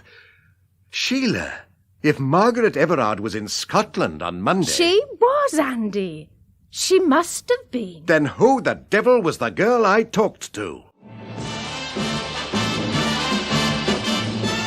Sheila, are you sure, absolutely sure, that Margaret Everard's in Scotland? Oh, of course I am. Anyway, that postcard came from there, didn't it? Yes. Do you recognize the handwriting? No. It's the first time Margaret's written to me. But she must have sent that card. Nobody else knows I'm staying in her cottage. Nobody, except the girl who gave me this address. Who is she, Andy? How the devil do I know? She was living in Everard's house. She knew enough about him to make me believe she was his daughter. What does she look like? I've told you once she's blonde, about 23 or 4, roughly your height. Attractive? Yes, damn it. You've fallen for her, haven't you? Don't be a fool, Sheila. I've only met her twice. Look, you'd better come back to London with me. No, Andy, I'm not going to the police. You might be in more danger if you stay here. Why? This girl, whoever she is, knows you're here. She could be working for the people who run the Excelsior Club. But if she is, and they know I'm here, why have they left me alone? Probably they were waiting until they could make use of you in some way. And they could have decided to use you as bait. Bait? To get me down here. Then someone from the club arrives. Shortly afterwards, the police get a phone call. A man says he was passing this cottage and he heard revolver shots. The police find us. Dead. Oh. With evidence fixed to make it look as though I'd murdered you and then shot myself. 2 interfering birds put out of the way with 1 well-aimed stone. From the Excelsior Club. You've got a horrible imagination, Andy. It could happen. As long as we're alive, we're a threat to the club, especially you. They'll find you one day. I don't see how, if I stay Sheila, here... for God's sake, be sensible. You can't hide forever. Come back to London with me. And go to prison? Oh, no, thank you. I'm sorry, but you've no choice. What do you mean? I don't want to go to prison either. And if I let you stay here, I will. You wouldn't make me go back with you? Wouldn't I? Listen, Sheila.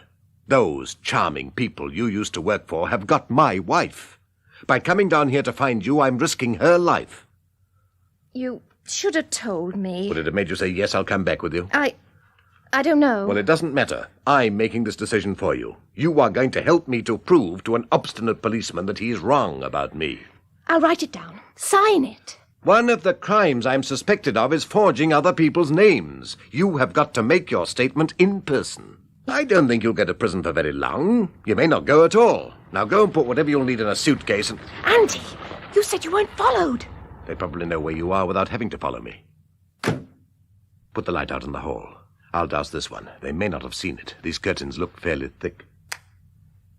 Sheila, where's the phone? There isn't one. Damn.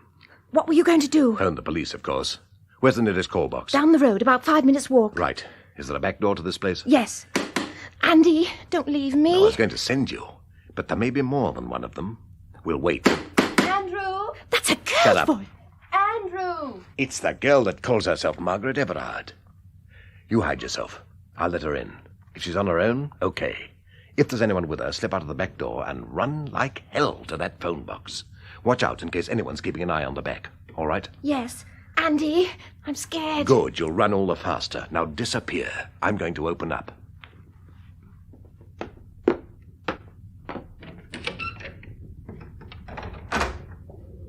Andrew? Yes? I can't see your face. That better?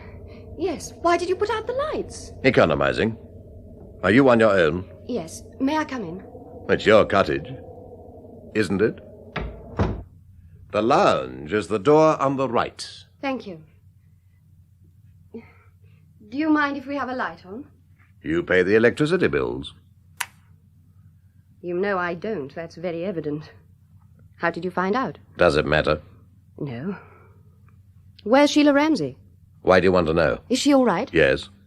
You are taking her back to London with you. I don't know what I'm going to do yet. Andrew, for heaven's sake, I want to help you. Why do you think I came down here? Well, you could have a number of reasons. Which one are you going to give me?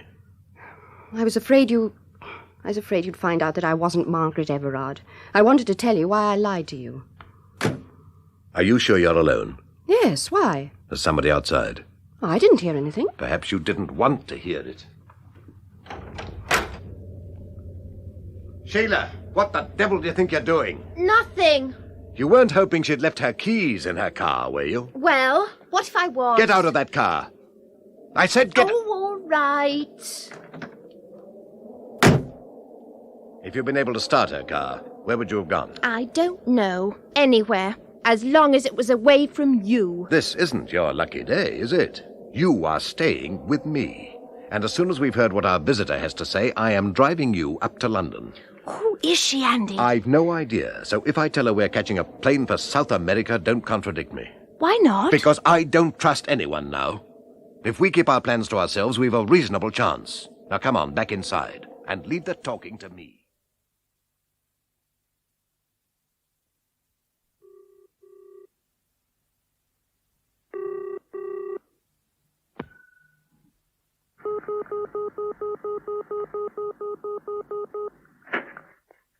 Hello? Mr. Lloyd. Yes. I'll speaking, Governor. Where are you? In the middle of flaming nowhere. That tells me a hell of a lot. I'm just down the road from where darling little Sheila's hiding out. Where's that? A cottage, near a dump called Broadstairs. Marsh obliged me by leading me right to it. He's with Sheila right now. Him and another bird. Who's she? Dunno. Couldn't see her proper from where I was. Maybe we know her, maybe we don't. I went to school with Margaret. My name's Judy Randall. Andy, can I say... No. Stay where you are. Go on. We used to see each other occasionally, and after her father died, Margaret phoned me. We met in town, and she told me how Sheldon Everard had been blackmailed. Soon after he committed suicide, someone phoned Margaret, a man. They reminded her that they still had evidence of her father's treachery. She paid them to suppress the evidence? Yes. You see, she's getting married next week. That's why she's in Scotland. Her fiancé's father is a member of the government. If the fact that Sheldon Everard was a traitor had been made public, Margaret's fiancé would have been forced by his father to cancel the wedding. How old is her fiancé? Old enough to please himself, but he never does. Tony's charming, but he's ruled by his father. Margaret loves him, though. She preferred to pay blackmail rather than risk losing him. Well, she made one attempt to solve her problems. In his letter, Sheldon Everard told her the name of the hostess who took him back to her flat. Sheila. Yes. I didn't know who he was. I didn't know... You can defend yourself later. Margaret went to see Sheila? Yes. Sheila refused to go to the police, but when she knew what she'd been responsible for, she said she didn't want to go on working for the club. She was afraid they'd find out why. She wanted to leave, though. They'd have made me tell them. Margaret told me to walk out and come down here for a while. She said everything would be all right after she was married. All right. For whom? For everyone, Margaret hoped. Well, she daren't tell Tony's father that she was being blackmailed before the wedding. He'd just tell Tony to call it off, but... Well, once Tony's ring was on her finger, he'd have to protect the name of Everard. I imagine he's got the necessary influence. He has. Margaret hoped he might even be able to get the club closed. Well, that wouldn't prevent the men behind it carrying on. Your friend Margaret hasn't any evidence that would send them to jail, has she? No, but if the police were told about them by a man in the kind of position that Tony's father has, they'd watch them. That would hamper them, surely. Oh, I doubt it. I think Margaret Everard's underestimating the Excelsior Club. Perhaps. Anyway, she didn't want the blackmailers to know what her intentions were until it was too late. That's why she asked me to stay in their house. You see, they contact her when they want another payment and tell her how much and where to leave it. I was to pretend that I was Margaret and take their instructions. When you came, I thought they decided to send a messenger instead of telephoning. You could have told me all this before. Well, I'd given my word to Margaret that I wouldn't do anything to interfere with her plans, but... Well, when your wife disappeared, I just knew I'd have to tell you where to find Sheila. I phoned Margaret last night and told her what I'd done. What did she say? She put the phone down. I tried to call her back, but she wouldn't speak to me. When she's thought it over, I hope she'll understand. In fact, I'm sure she will. Why? The reason isn't important. Have you told me everything now? Yes. Well, what are you going to do? Drive back to London? I thought I'd stay here for the night, if you don't mind. Please yourself.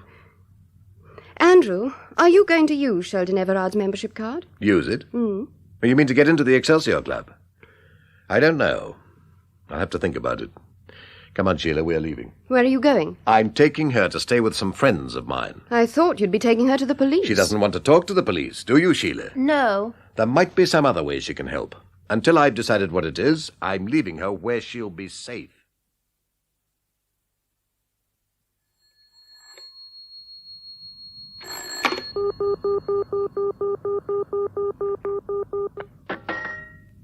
Hello?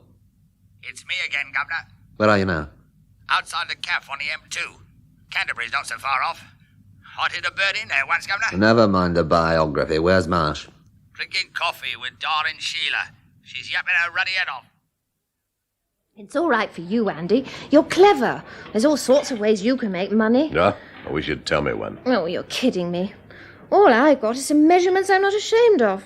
I had to make use of them the best way I could. In the interest of a gang of blackmailers. I thought those men were just paying to stop their wives finding out. They could afford it, so I didn't see any harm. Anyway, they used me.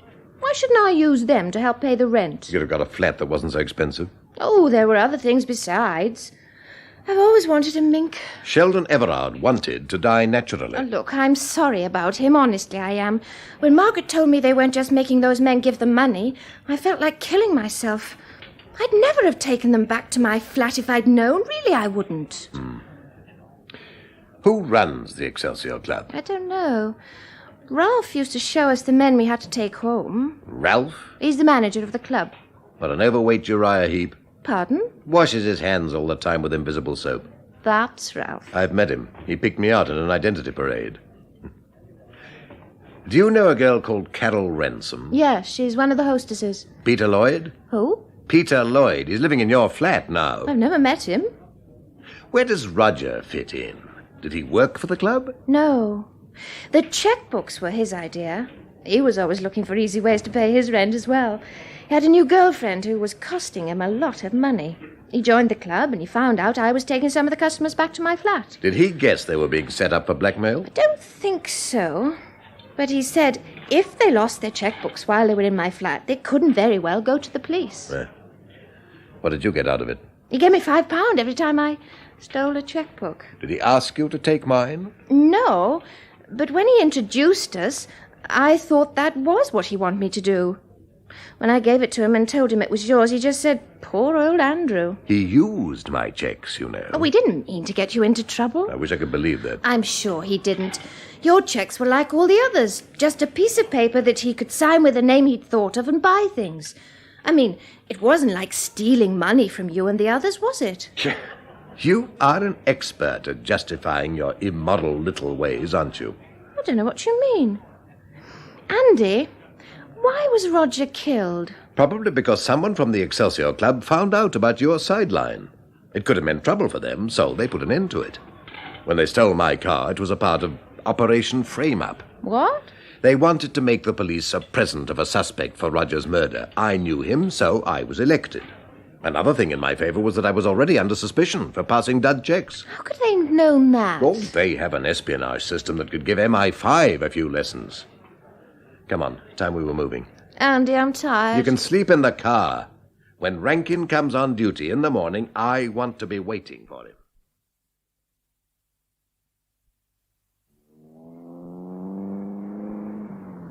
Oh, what time is it? 6 o'clock. Oh, I used to go to bed at this time. Are we there yet? No. You've only been asleep 20 minutes. Talk to me. What about? Oh, anything. Stop me thinking about where you're taking me. At least you'll be safe. What's this Sergeant Rankin like? Oh, don't ask me. I'm prejudiced. Where did you meet Roger? First of all, I mean. In a pub. Oh, he was nice. Come on, you idiot. You've plenty of room. Who are you talking to? This chap behind us. I pulled over to let him overtake. Now he's trying to crawl up my exhaust pipe. Anyway, you've cleared one thing that was bothering me. Have I? Rankin said that if someone was trying to frame me for passing dud checks and for murdering Roger, they must have a king-size grudge against me. I've been wondering who the devil it could be. After what you've told me, I know your late employers had nothing personal against me. I just happened to be a convenient stooge. What are you going to do about that girl? What's her name, Judy? Judy Randall. If events prove she's simply a friend of Margaret Everard's, I shall apologize to her. What for? Well, for thinking that she might be connected with the Excelsior Club. I don't see how she could be. Well, someone's been helping them to be one jump ahead of me all the time. If you find out that it isn't Judy, you'll just apologize to her. What do you expect me to do? She's in love with you. Sheila. What? The car behind. It's close enough for you to see the driver. Turn round, have a look at him. His face looks familiar to me, but I'm damned if I can remember where I've seen him before. Well? Well, what? Do you recognize him? No. Why? Well, he's had a dozen chances to pass me. And in that car, he's got the speed to do it, but he stayed where he is. I've got a feeling that he's watching us. Watching us? Well, following us, then. But how the devil could he have picked us up? I'm sure there was no one hanging round the cottage. You couldn't be wrong. Well, if there was anyone there, they're damn clever at camouflage. Turn round again. I'll keep an eye on him in the mirror. Can't just say goodbye to her. What? Oh, you mean Judy. Oh, she's not interested in me. She is, you know. You know what she said about Margaret? When she thought about it, she'd understand why Judy had had to break her word and tell you where I was. I remember. Well, she meant Margaret would understand because she's in love as well. You and Sergeant Rankin should get on well together. Both of you suffer from delusions. Oh, I wish I could meet somebody I could fall in love with. Yes, well, you will one day. You like Judy, don't you? Sheila, my wife is being used as a threat to make me behave myself. I have disobeyed, which means I may be directly responsible for her death. This is hardly the time to ask me how I feel about another woman, is it? No, you're not in love with your wife, though, are you?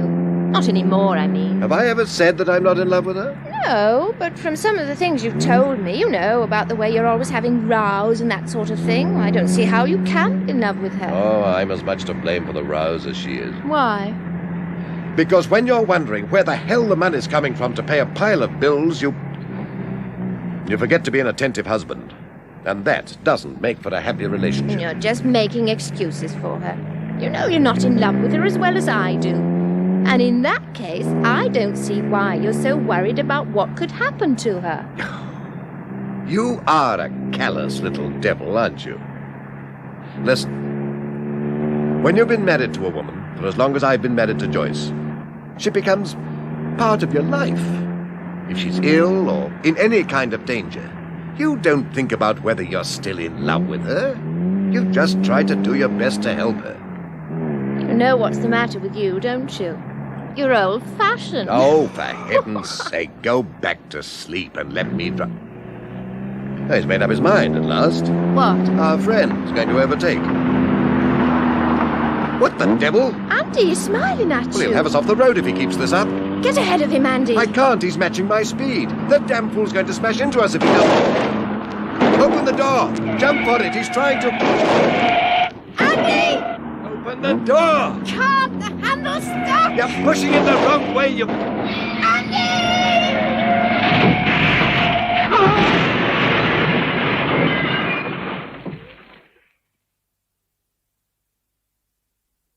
You're quite sure, Alf? You didn't leave any loose ends? Not a flaming one, Governor. You know me. Well, you seem to have thought of everything. Where's the car? Dumped near the river, miles away from where I nicked it. Ah. When the guy it belongs to sees it again, he's going to have heart failure. So's his insurance company. No prints left in the car?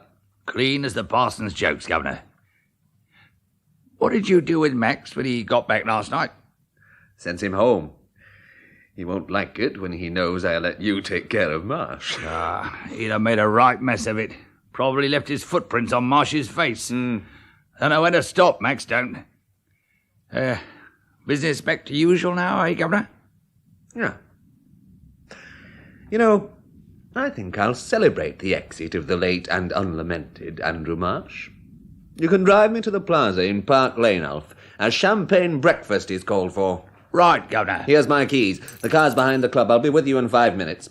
That'll be long enough for me to tell Mrs. Marsh the sad news.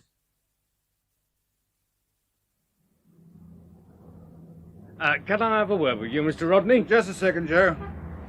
Damn. These labels are a waste of money.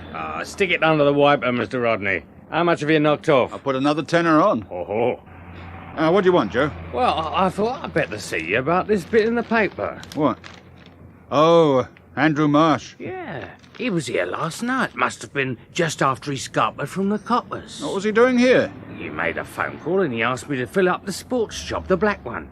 Said he had to see a customer with it. He took the car? Yeah, left here about 10:05 here, because I was ready to close up. He hasn't brought the car back, has he? Well, I don't know. I've only just come in. I'll check up round the back. What'll you do if it isn't there, Mr. Rodney? I'll phone the police. I can't afford to get on the wrong side of the law. A bit of a net, isn't he? Mr. Marsh, I mean, going on the run from the coppers. He's a damn fool. What time you on today? 2 o'clock, Mr. Rodney. Oh, do something for me, will you? Huh? Call at the GPO and get me a new license for my car. Oh, sure. Thanks. Come in the office. I'll give you everything you'll want. Now, where the devil did I put... This what you're looking for, Governor? The logbook? Oh, that's it. And here's the cash. 1, 2, 3... Here you are. 5 fivers. Thanks. See you this afternoon, then. Right, Joe. Yeah. Is this yours, Governor? What? This. On the floor. Yeah. It is yours. Got your name on it. Membership card for some club. It must have fallen out of my wallet. Thanks. So long, Mr. Rodney. So long. Yeah, in. Yeah, morning, Percy. Morning, sir. Any news of Marsh? Oh, yes, sir. I've had a call from the chap he works for, Bill Rodney. Elmfield Service Station, eh? That's him, sir. Marsh borrowed a sports car from there last night. I've circulated the registration number. Seen his wife yet? No, sir. I have been round to their flat again this morning. There's no one at home. You think she's with her husband? No, sir, no. I'm wondering if he's our man after all, sir. Huh? I'm wondering if Yeah, he's all right, I heard you. I suppose this means you've got some new evidence? Yes, sir. I wouldn't be having second thoughts about Marsh otherwise, sir. No, you wouldn't. Well, what have you got? Report from CRO, sir. They've identified those prints I sent them. They were Joey Driscoll's. Driscoll's? Thought he'd emigrated. No, he's been keeping quiet, sir. I made inquiries about him, and he was working for his living. Doing what? Croupier, the Excelsior Club. That damn place again. Yes, sir. Mind you, sir, I'm not completely convinced that Marsh is in the clear. But with those prints turning up where they did, Well, it's even money that he's telling the truth.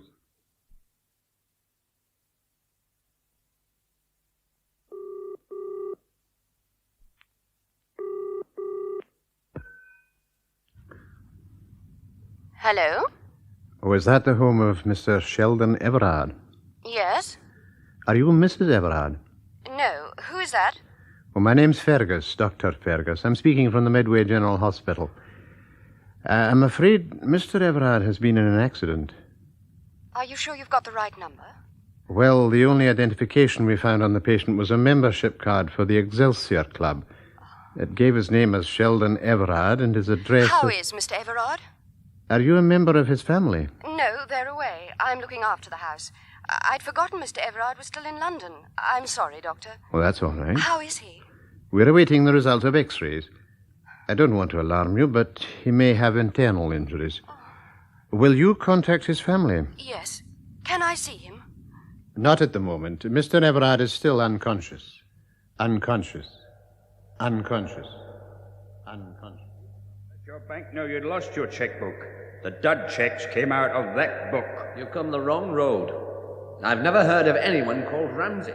You're accusing me of stealing my own car and killing Roger. Murdering him would be a better way of putting it. Partners are versatile men, Mr. Marsh. They don't limit their activities to passing worthless checks and staging hit-and-run accidents. I'm afraid you won't be going home. I told you you'd have plenty of time to think, didn't I? Margaret hasn't been in their house for a fortnight or more. Then who the devil was the girl I talked to? You've fallen for her, haven't you? I went to school with Margaret. My name's Judy Randall. I wish I could meet someone I could fall in love with. Open the door! Can't the handle stop? You're pushing it the wrong way, you...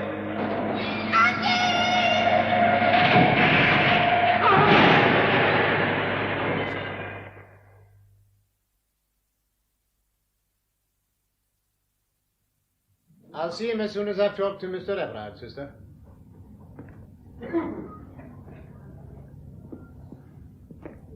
You've rejoined us then, Mr. Everard? Yes. How are you feeling? Oh, my head aches. Aye, it would. How long have I been out? You were unconscious almost 48 hours, Mr. Everard. You found out my name? Aye, you had a card in your pocket. You're a member of some club or other. The Excelsior. Aye, that's the one. I phoned your home.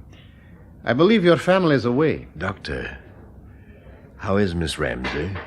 Who? Sheila Ramsey. She was in the car with me. You were alone, Mr. Everard. There was no one with you when you crashed. But, Doctor, I can remember every detail of the crash. And Sheila Ramsey was sitting in the seat beside me. You were the only casualty when the ambulance arrived, Mr. Everard. Would you ask someone to check on that, Doctor? I've given you my word, Mr. Everard. Are you doubting it? Oh, no, of course not. Have I had any visitors? No. The young woman I spoke to on the phone asked if she could see you. You were unconscious, though. Have you spoken to her again? No, she may have inquired about you. I couldn't say. When can I leave the hospital, Doctor? In a few days. Fortunately, you escaped serious injury. I feel perfectly all right now, except for this headache. Aye, well, we'll see how you are at the weekend. I'll be round for a look at you later. I'd like to leave immediately. I'd advise you to stay where you are. Why? I don't see the necessity. I'm the doctor, Mr. Everard, and I do. You're still suffering from shock. A few days' rest. I am at liberty to discharge myself, am I not? That's true, providing you absolve the hospital from responsibility. Oh, I'd be willing to do that. Would you report to your own doctor? I'll do anything you want me to do. Apart from take my advice. Well, circumstances won't let me take it. Very well, Mr. Everard. I'll arrange for you to be discharged at your own risk. When can I have my clothes? In a while, Mr. Everard. Doctor, I know your staff have others to look after besides me, but it really is important for me to get to London as quickly as possible. You're one of these big businessmen who are indispensable, are you, Mr. Everard? I wish I were. No, the reason I have to leave here urgently is, well, it's a personal one. Well, whatever your reason, you'll have to be patient. Before you go, the police want to have a word with you. Just a couple more questions, if you don't mind, sir. Was there another car involved in the crash? No. No, I think a tyre burst. My memory's a bit hazy. Yes, I can understand that, sir.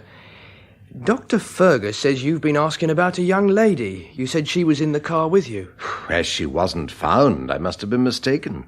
My memory again. Who reported the accident? Another motorist, sir.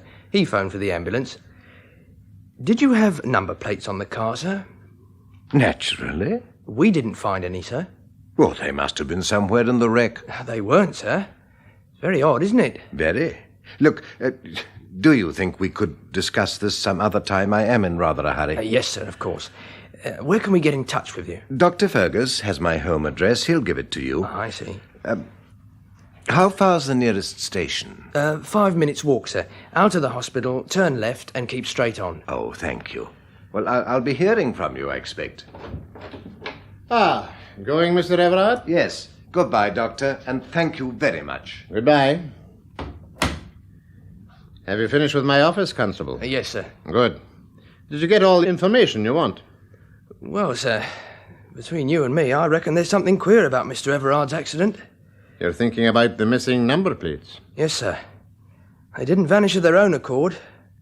And then there's the gentleman's car. He isn't very worried about it. He didn't even ask where he could find it.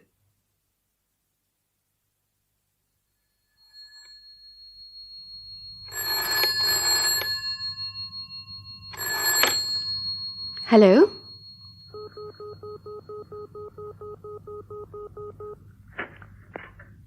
Margaret? Damn it, I don't know what to call you. Oh, Andrew, where are you? In a call box near the hospital. How are you? All right, apart from a headache. I wanted to come and see you, but I wasn't sure whether I'd be welcome. Will you be at home all day? No, I'm going up to town. I'll be leaving in about 1/4 hour. Can I meet you somewhere? Yes. You can lend me something as well.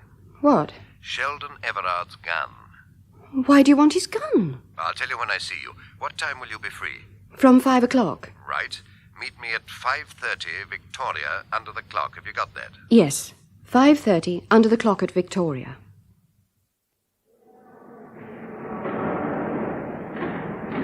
I'm sorry, Andrew. I had to wait for a taxi. How's your headache? Oh, I've got used to it. Look, we can't talk here. We'd better go and have a coffee or something. Come on, it's over there.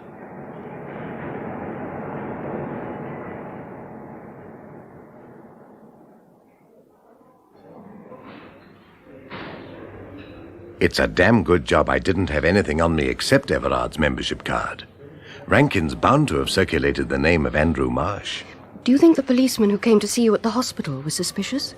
Well, he wasn't happy about my story of the accident, I could tell that, but there was nothing he could do.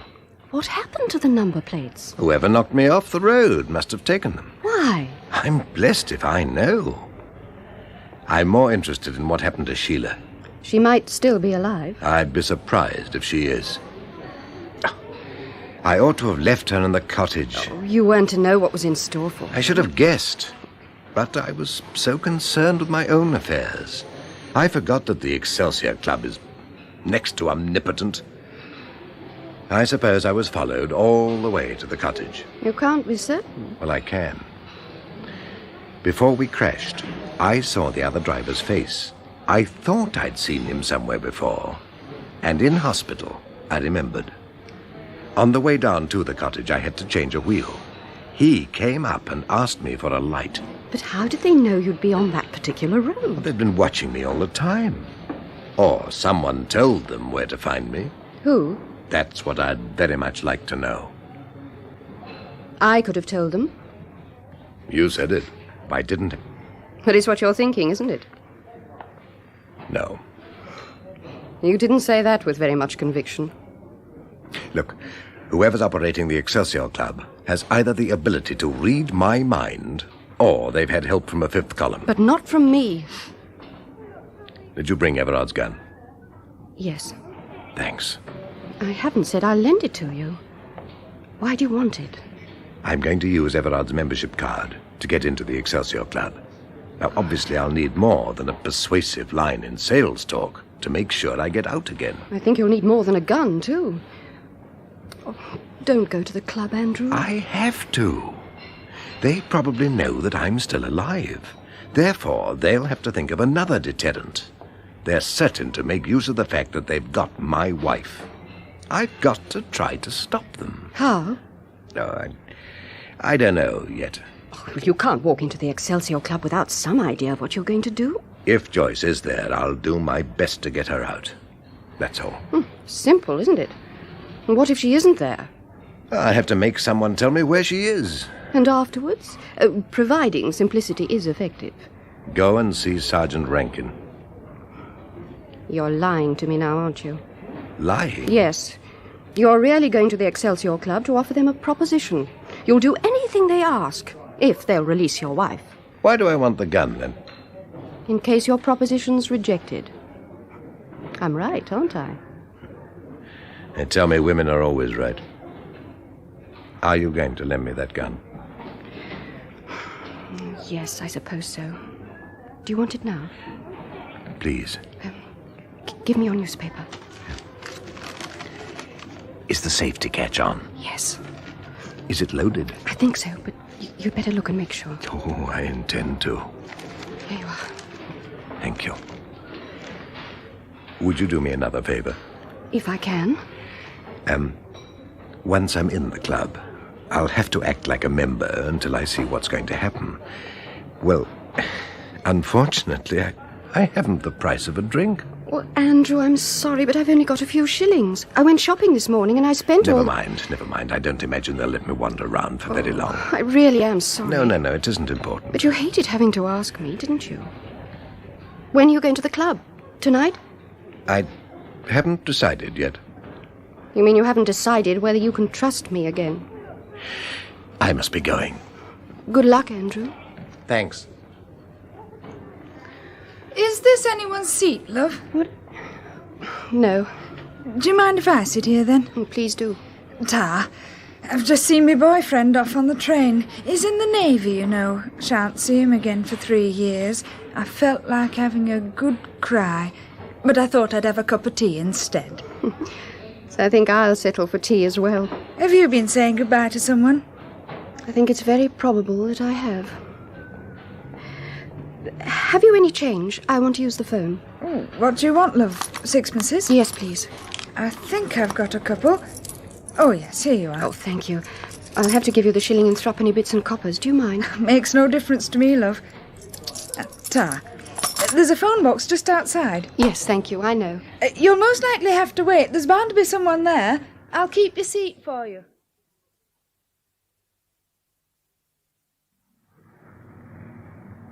What the blazes are you doing here, Marsh? I want to explain about the car and apologize. Where is it? The police will be able to tell you. I can't. But it'll be a write-off. I was in an accident. You pinch one of my cars, smash it up, and then just walk in here and say you're sorry. You got a damn nerve. I was forced off the road. It wasn't entirely my fault. I'm not interested in whose fault it was. You know I ought to phone the police and tell them you're here. Then why don't you? I'm damned if I know. Now get out of here before I change my mind. I'm not ready to go yet. I haven't got what I came for. Would you like to lend me £5, Mr. Rodney? Would I? Would I, blazes? I'll have to ask you to think again. Marsh, why did you have to get on the wrong side of the law? With your nerve, one day you'd have been the best flaming car salesman in the country. Yes, well, what about that £5? I only lend money when I know I'm going to get it back. I'm different from most people who try to borrow from you. In fact, I'd say I was different from all of them. You're right. The police aren't looking for them. And they haven't got a gun on them.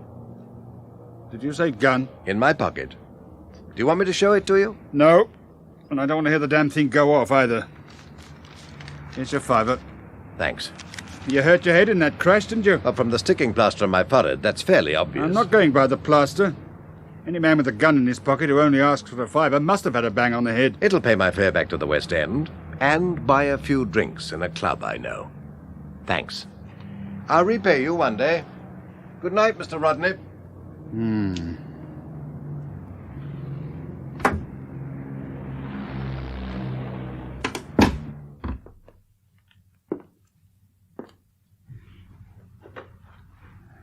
Yes. That'll be it.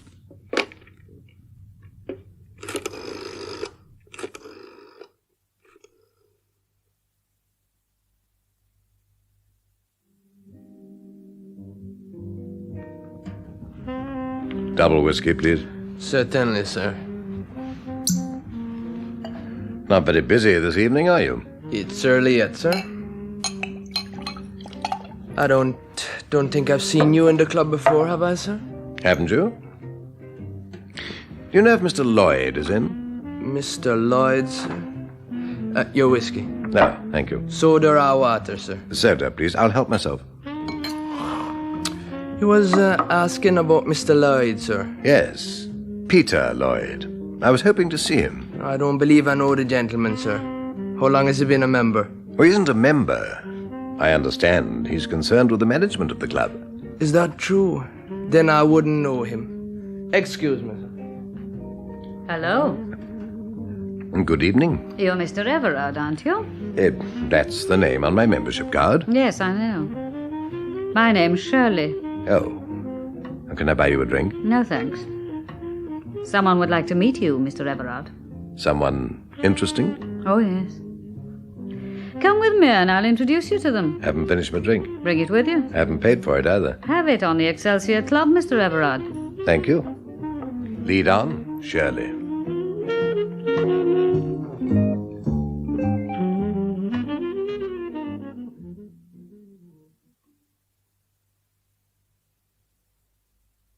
I suppose this is where the management have their offices. How did you guess that? Soundproofed walls, thick carpet, keeping out the noise from the club. In here, please, Mr. Everard. Thank you, Shirley. Okay, darling.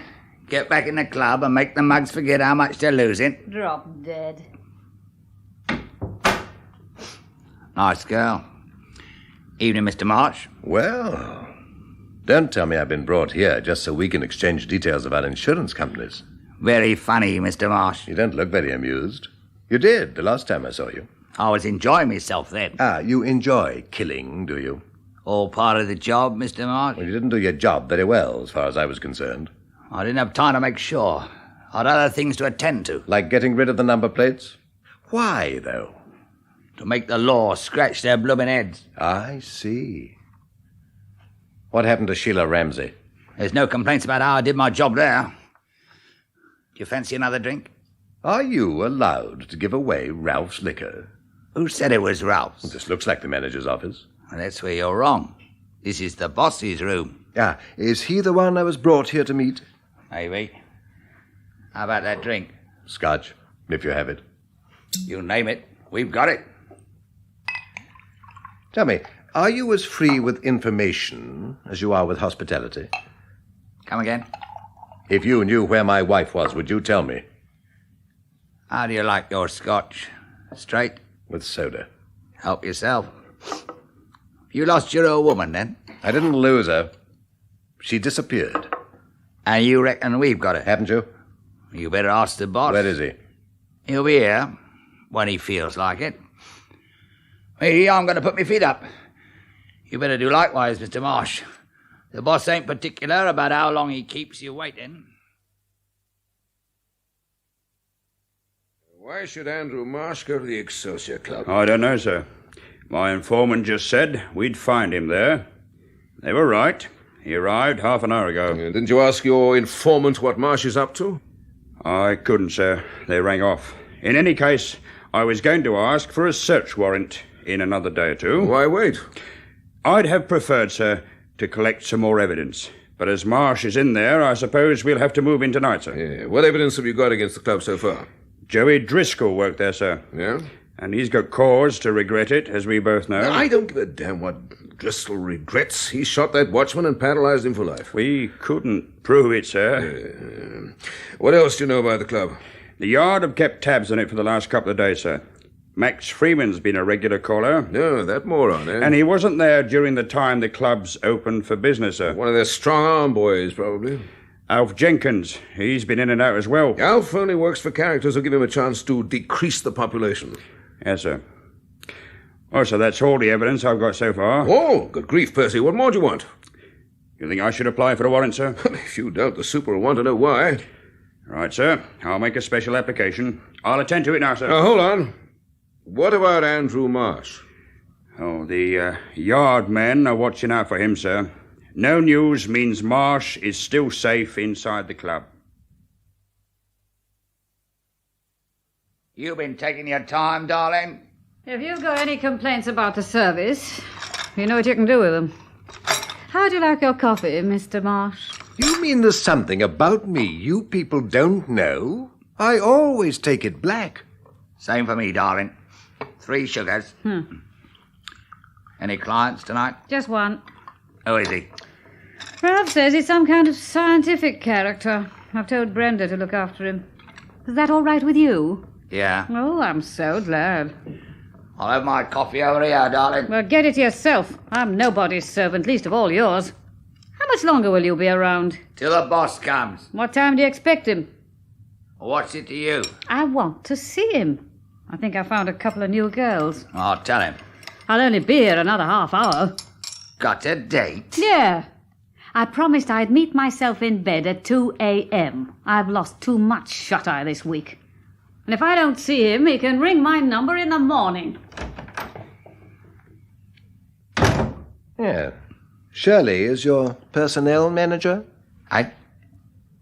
Yeah, that's it.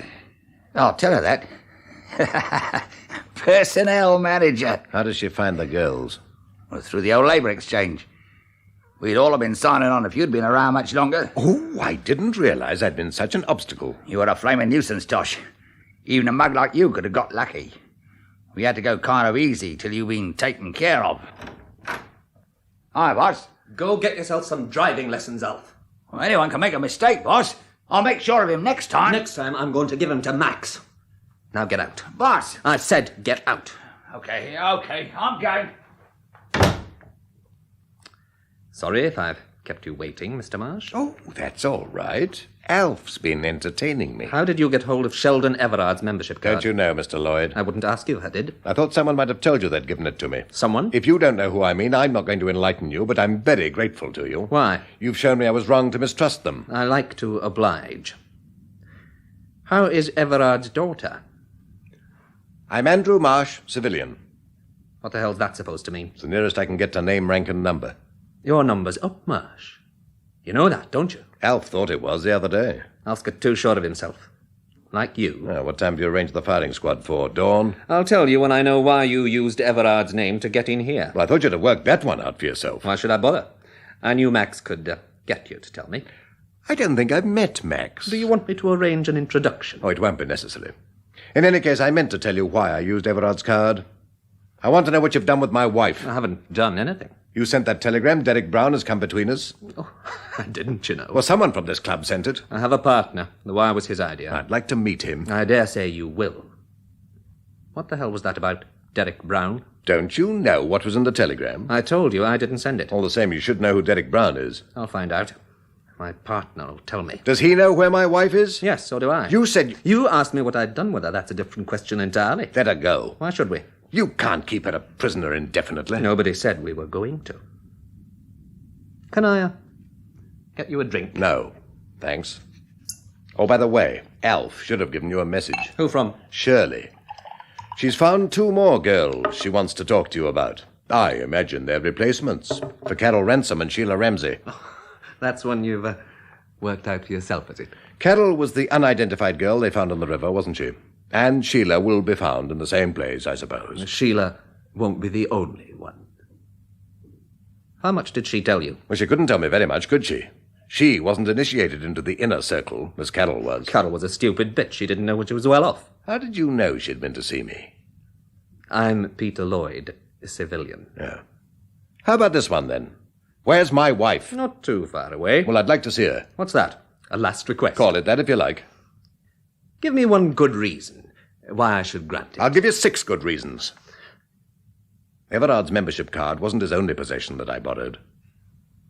Quite the friend of the family, aren't you? Are you going to show me where my wife is? Am I hell? Have you a last request, then? Pull that trigger and in 1 minute half the staff will be in here. I don't think so. They didn't blindfold me. I saw your elaborate soundproofing. Let's find out how good it is. Shall we? Keep still, Mr. Lloyd. It's some time since I used a gun. Now, we'll wait and see if anyone runs to your rescue. If they don't... They won't, Andrew, old man. Roger Sherwin. But fortunately, we won't need them. Now, please don't try to be a hero again. I dislike shooting old friends in the back. Where the hell have you been, Roger? Don't ask awkward questions in front of outsiders, Peter. Take Andrew's gun. Perhaps you'd let Alf have it. Literally, I mean. Telling us dear old Andrew was killed in the crash was bad enough, but neglecting to search him, that's unforgivable. Max is in the club. He's been begging for a job. Then tell him to invite Alf to join him in an early morning stroll by the river. He'll understand. Not over the phone, Peter. Tell him personally. Would you like to put that differently, Roger? Differently? Oh, of course. Do you mind telling him, Peter? That's better. Who's Derek Brown? Derek Brown? Yes, you used that name in the telegram you sent to your old friend here. Oh, that's something only Andrew would understand. I'd like to understand as well. And so you shall. But later, old man. Now go and do something about Alf. Please. I'll be back.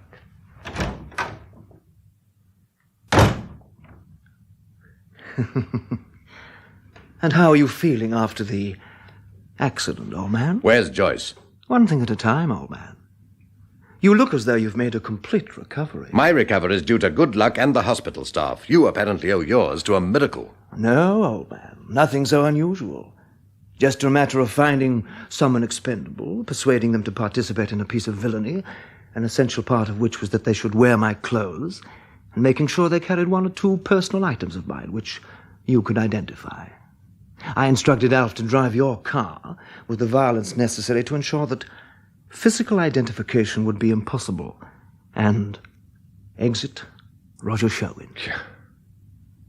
Where have you been hiding yourself? In a retreat I established some time ago. In this business, one never knows when one will have to make an unorthodox exit. And who did you find that was expendable? Really, old man, your curiosity is insatiable. Well, you may as well tell me his name. I shan't be able to use the information, shall I? He was christened Joseph Ernest Driscoll. Joey to his friends. Did he think you were one of them? I believe he did. Joey and I had that in common. I wonder what his opinion of you is now. Possibly the same as yours. Anyway, if there's any truth in the theory of another life after this one, you'll be able to ask him. But before you do so, I have another associate I want you to meet. Who is it? You'll find out, old man, in approximately 5 minutes from now. What happens when I've met your other associate? I'm afraid we'll have to say goodbye to each other, old man. Do you intend to pull the trigger yourself? Unfortunately, yes. Recent experience has taught me that if one wants a job done properly, etc., etc. How would you like to spend your last 5 minutes? Getting that gun away from you. I'm sure you would. And in lieu of that? I'd like to see Joyce. I'll consider it. While I'm doing so, there must be some other question you're, forgive me, old man, dying to know the answer to. The least I can do for a friend is satisfy his curiosity. You're very considerate. Not really. You see, there's one disadvantage to an idea like the Excelsior Club. It happens to be illegal. Therefore, one isn't at liberty to impress others with the brilliance of it. Unless, that is, one can find someone who will keep the idea to themselves. And in you, Andrew, I think I've found that someone. Because the only person I'll be able to tell it to is the late Joey Driscoll? Exactly. Well, a lot can happen in 5 minutes. 4 1/4 now. Don't you agree that the club was an inspiration of a mastermind? A warped mind. That will cost you 30 seconds. Doesn't Peter Lloyd share the credit for the idea? No. His sole contribution was the one thing I lacked, capital. Peter ran a club in the north somewhere. Before he met me, the sole extent of his criminal activities was watering the spirits in the bar of his club. But he'd no respect for the law. And when I offered him the opportunity to invest in the Excelsior Club, he couldn't get his checkbook out quickly enough. Is he the sole shareholder? Apart from the 5% that belongs to me. What would he do if the police discovered that the Excelsior Club was a camouflage for a blackmail organization? He'd swear he knew nothing about it. Unfortunately, he might get away with it. In that respect, he's shown more aptitude for taking care of himself than I would have thought possible. He's made sure there's no evidence to connect him with our extracurricular activities. You've kept in the background as well. Sheila thought you were simply a member of the club. Dear Sheila. She was very useful. I was sorry when she realized she had a conscience. Peter Lloyd doesn't know about the dud checks, does he? No. You shouldn't have mentioned Derek Brown, you know, Andrew. I shall have to think of a way to explain him to Peter. I'd like to be here when you do it. I dare say you would. I can't risk your interrupting. Sorry, old man. Why were the checks necessary? 5% of the club doesn't pay big dividends. Not big enough, that is. And mine weren't the only expensive tastes I had to cater for. A girlfriend? An inadequate way to describe the lady, but it'll do. Do I know her? No, you don't, old man. Returning to Sheila, I was able to help her with her favorite hobby. She collected fivers, you know. So she told me. Consequently, she reciprocated by assisting me with my spare-time occupation. Collecting checkbooks. They're far more rewarding than first editions. Did you intend her to help herself to my checkbook? Why do you think I introduced you to her? Because your lonely state aroused my sympathy. I did think so at the time. You don't now, though. No. But what was your reason for involving me? I'm not thinking so much about the checks. If you were so desperate for money, mine were as good as anybody's. I'm talking about your death in the hit-and-run accident. Why did you have to steal my car? Unfortunately, old man, you've left the really vital questions until it's too late for me to answer them. You've only 2.5 minutes left.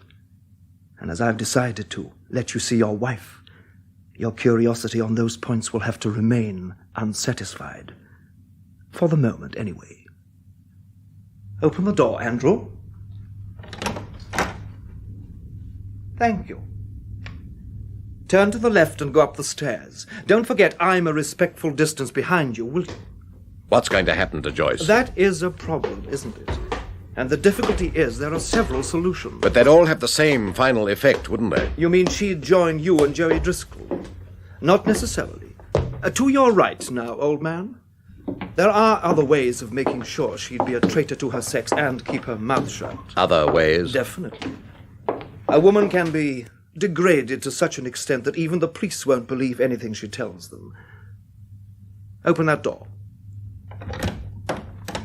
It's locked. Locked? Andrew, there's a phone on the wall behind you. Lift the receiver and press the third button, will you? Thank you. This is a compliment to your resourcefulness, you know, old man. Asking me to use the phone? Yes. With anyone else, I'd have done it myself. But with you, I think it's wise to concentrate on one thing at once. Hello? Is it Peter Lloyd? Is that Peter Lloyd? Yes. Who's that? Tell him you're speaking for me. I want the key to the, guest room. This is Andrew Marsh. Roger wants the key of the guest room.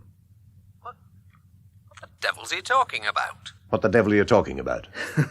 We should have done this act on television, old man.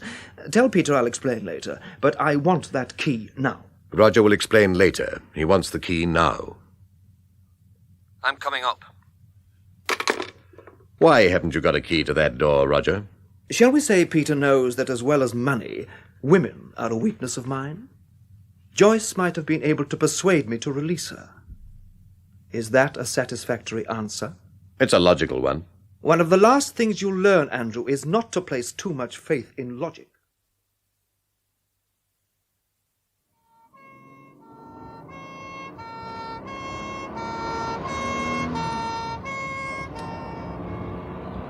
How did the man from the yard know it was Roger Sherwin? Well, sir, when I knew the dead man was Joey Driscoll, I got hold of a picture of Sherwin. I found it on his houseboat.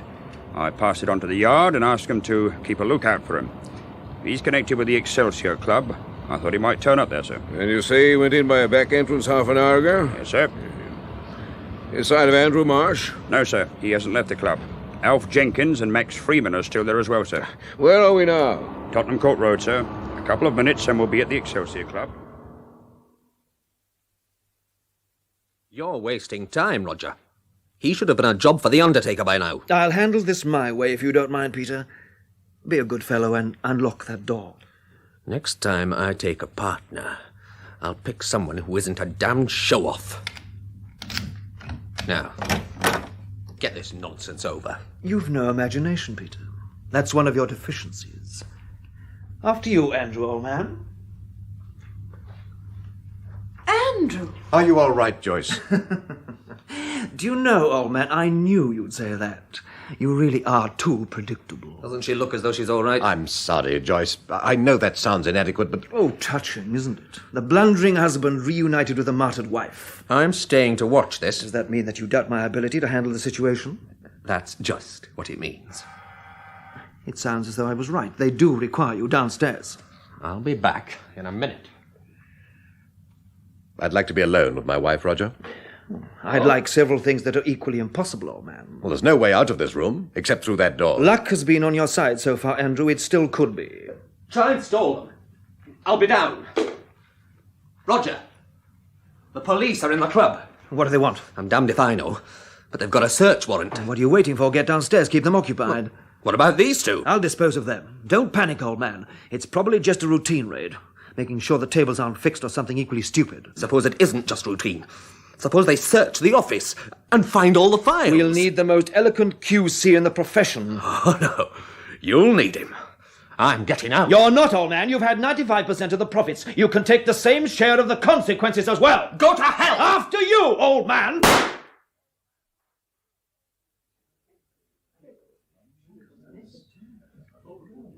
You can't go through there, Sarge. It's private. Now, don't be a fool, Elf. You've seen the warrant. I can go anywhere I like. Now, get away from that door. It's all right for you, Sarge, but I work for the club, see? If I let you go through that door, I'll get me flaming cards. And there's enough unemployed, ain't there? You're trying to waste time, Elf. Why? Me? Waste the time of the law? You're out of your tiny mind, Sarge. I'm just doing my job. You'll be doing a stretch for obstruction if you don't get out of my way. Bates, keep an eye on this joker. What's the hold-up, Percy? Alf's giving me some back chat, sir. Any sign of Roger Sherwin or Andrew Marsh? Not in any of the club rooms. Let's see what's on the other side of that door. Yes, sir. Looks like the officers. What the hell? Came from up the stairs, sir. Well, then get up there, Percy. Yes, sir. And watch yourself. You get on my wick sometimes, but I wouldn't like to have to go to your funeral.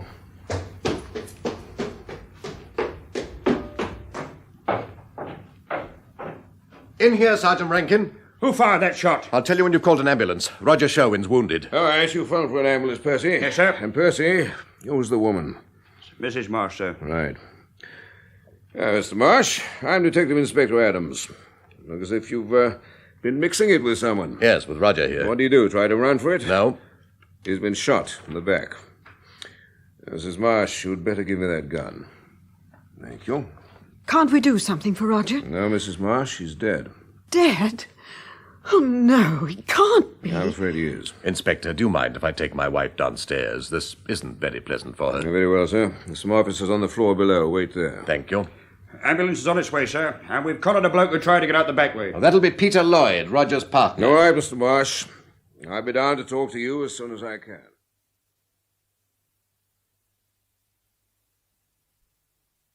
Roger fired at Peter Lloyd from the doorway. I couldn't see whether he hit him. He didn't. His only injuries are a couple of bruises. When he saw the police cars around the back of the club, he tried to break the record for the mile, but unfortunately for him, one of my blokes plays rugby. When he gets the chance.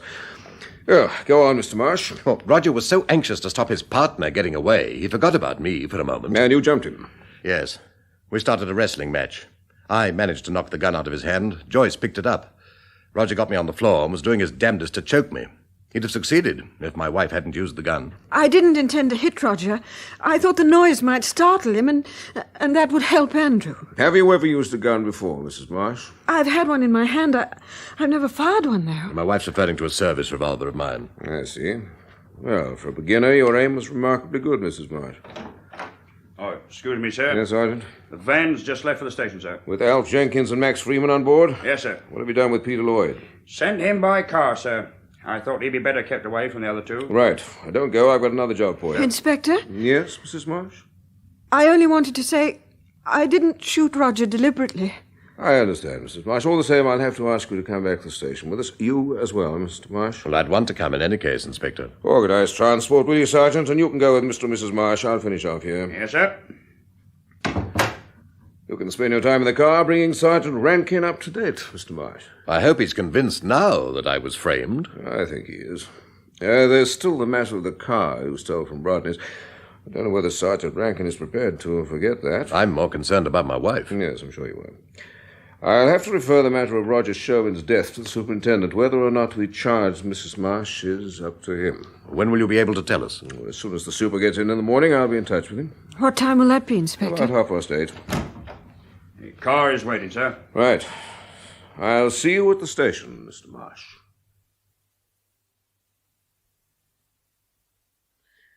Oh, policemen don't go in for comfort, do they? Perhaps the idea is to discourage regular visitors. The inspector sends his apologies, Mr. Marsh. He'll be along in a minute. Oh, they've brought you some tea, then? Yes, thank you. I've just been talking to Mr. Rodney. He's not going to press charges over the car. I'm very grateful to him. He asked me to remind you that you owe him a $5. I'll see he gets it back. He tipped us off that you'd gone to the Excelsior Club. Did you know that? No. I didn't tell him I was going there. Well, you said something about borrowing the $5 to pay for a few drinks in a club. And you'd told him about the Excelsior Club when he wanted to know why you were taking time off. Oh, yes. I'd forgotten. He wants you to go and see him, Mr. Marsh. You say why? Apparently, he still thinks you'd make a good second-hand car salesman. Oh, he's an optimist. You'll go and see him, though? I'll be there this afternoon, providing we're allowed to leave here before then. You can leave as soon as you like, Mr. Marsh. May I go with him, Inspector? Yes. There may be a charge, Mrs. Marsh. The super won't make a definite decision till he's read the statements you and your husband have made, but if there are proceedings, they'll only be a formality. You've nothing to worry about. Thank you, Inspector. Well, we'll be in touch with you in a day or so. And now I dare say you'd like to go home and get some sleep. You can take your car, Mr. Marsh. We've finished with it. It's still in the station yard. This way, Mrs. Marsh.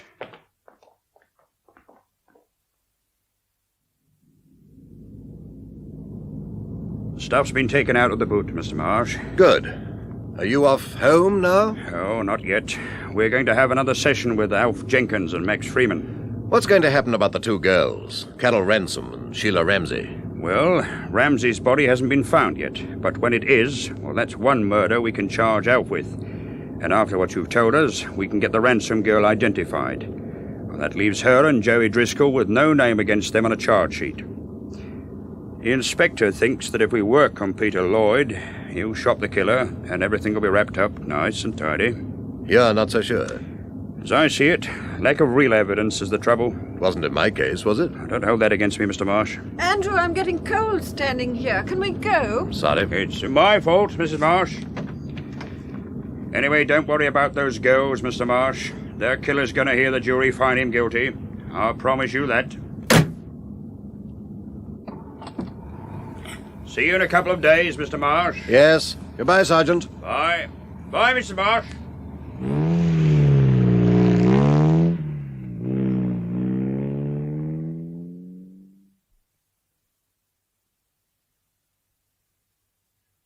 Something wrong, Joyce?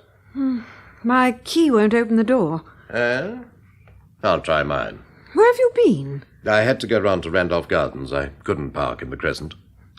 What did you tell Mrs. Stewart when you came home and found I wasn't here? I didn't tell her anything. I just asked her if she'd seen you. She told me you'd driven off in a car with somebody. Well, lock's all right. Let me see that key. Why? Well, there might be something wrong with it. Oh, here you are. Put the fire on, will you? The flat's like a refrigerator. Right. Here's a letter from your mother. Thank you. What are the others? Electricity bill and a circular. Why did you ask me about Mrs. Stewart? She stopped me on the stairs. She said you seemed worried about me and she wanted to know if everything was all right. Who did come for you that day? Who? Oh, it was that horrible little man. Alf Jenkins. I don't know his name. He had a revolver. He made me pack a suitcase and go with him. Have you put the kettle on? No. I'll do it. What's wrong with your mother? How do you know there's anything wrong? There usually is when she invests in a 5-penny stamp. As a matter of fact, she isn't very well. She's tried to phone me. Oh, well, then we've something to be grateful to the Excelsior Club for. They've saved us the cost of a reverse charge call. She wants me to go down and see her. I rather thought she might. I'm going, Andrew. Naturally. I'll only stay till Saturday. I'll catch an early train, and if Mr. Rodney's given you your job back, we can go out and celebrate. When do you want to go to your mother's? As soon as I've had a bath and packed a case. I'll go.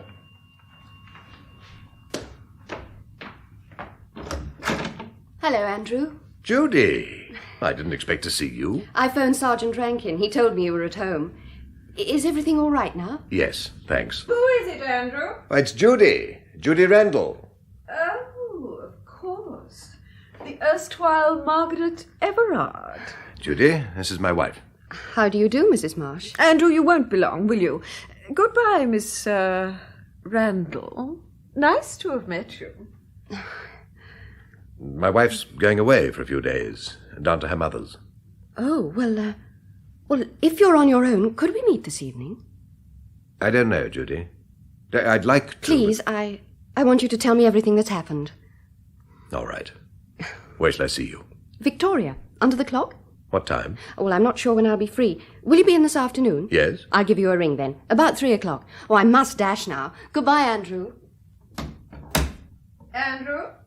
Yes? You'll have to do some shopping if you want to eat while I'm away. Do you mind? No. I'll cope with it while you're packing. It shouldn't have taken you nearly 3 hours. Oh, well, I'm not as familiar with supermarkets as you are. Have you finished packing? Of course, I finished ages ago. I've been waiting for you. Sorry. Joyce, do you know what this is? Naturally. It's a key. Yes. The one you tried in the front door. There's nothing wrong with it. The reason it wouldn't open the door is it's the wrong key. Then the right one must be in my bag. I made a mistake. Can we go now? This key doesn't fit any other lock in the flat either. I tried it before I went out. Where is the lock that it fits, Joyce? I haven't the remotest idea.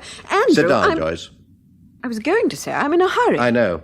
But I want you to stay and listen to me. If you prefer to stand, that's up to you. Won't it wait till I come home? No, it won't. Very well.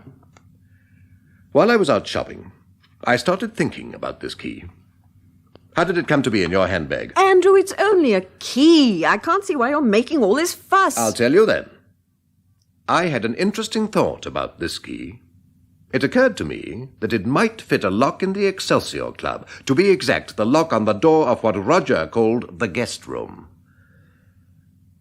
Don't be ridiculous. Joyce, I've been trying to find the answers to several questions. Questions like, why were Roger and Peter Lloyd surprised to find that door locked? Why was Roger so evasive about some things, yet prepared to go into detailed explanations about others? And why did Peter label him a show-off? If I'm right about the key, then I believe I know the answers to those questions now. Really? Roger was evasive because he was preparing a shock for me. Before he sent me to join Joey Driscoll, he was going to tell me the truth about you. You were his other associate. It would have been in keeping with his flair for the dramatic, and it would have justified Peter Lloyd's label of show-off. You didn't know Roger's intentions, so you locked the door from the inside. To keep up the pretense that you were a prisoner, you put the key in your handbag and forgot about it. Do you know what I think, Andrew? Playing detective has affected your mind. In one way, I wish you were right, because the alternative is that you killed Roger deliberately. I killed... You know I did it to save you. Did you? Or was it to save yourself? You see, I could make out a very good case for murder against you. I can even tell you your motive. It hinges on 2 points that Roger didn't have time to satisfy my curiosity on. Why he wanted my checkbook, and why my car was used for the hit and run. My guess is that I had become an obstacle, am I right? As I don't know what you're talking about, I can't tell you. Well, I'll continue guessing then. You knew Roger much better than I thought, didn't you? I'm not saying you were in love with him. Why not? You're saying other things that are far more absurd. Because I don't think you could love anyone except yourself. Thank you. Roger must have been attracted by you, or would infatuated be a better word, and for some time he'd been buying your affection. Then I lost my job. I no longer went away from home every week. Roger still wanted you, but he wasn't interested in marriage, not even with you, and you wanted his generosity more than ever. But could you continue to enjoy what you each had to offer the other without interference from me? Yes, easily. If I were on the wrong side of a prison wall, between you, you planned Operation Frame-Up. More guesses. But if they are correct, I am no longer in doubt about one thing. How they were always able to be one jump ahead of me. You were their fifth column. Andrew, I'm going. I'll drive myself to the station. You're in my way, Andrew. I always seem to be in your way, don't I? Don't worry. I won't keep you much longer. You didn't try to stop me doing Rankin's job because you were worried that I'd be thrown out of mine. You were trying to make it easier for the frame-up to succeed. Then, last night, when you heard the police were in the club, you realized the operation was over. But would Roger see that your part in it was kept quiet? Well, there was only one way to make certain that he would. It was in your hand. All you had to do was aim at his back. Have you finished? Yes. You were in this with Roger, weren't you? Would you believe me if I said I wasn't? No. Then in the circumstances I can hardly come home again, can I? It might be wiser if you didn't. Two people couldn't hope to live happily ever after when one knows the other has committed murder. Knows? I thought I'd been listening to guess it. Joyce, it doesn't take me 3 hours to buy half a dozen things in a supermarket. I went to the Excelsior Club. I tried your key in that lock. For God's sake, stop pretending. All right. So you think you know the truth. I hope you find it pleasant company. Goodbye, Andrew. Just a minute. You expect me to keep the truth to myself? Who could you share it with? The police? I don't think so. For one thing, it wouldn't be any use, would it? A husband can't be forced to testify against his wife. No. But if I gave this key to Rankin and told him I had found it in your handbag and that I had an idea that it might fit the lock in the Excelsior Club, he wouldn't need my testimony. By the time he had finished, he'd be able to prove you murdered Roger without putting me in the witness box. Are you going to give that key to Rankin? Do you think I will? No, I don't. I've lived with you long enough to know the kind of man you are, Andrew. You couldn't sentence your wife to life imprisonment. And that's what you'd be doing if you gave that key to Rankin. Hello? Andrew, it's me, Judy. Hold on a minute.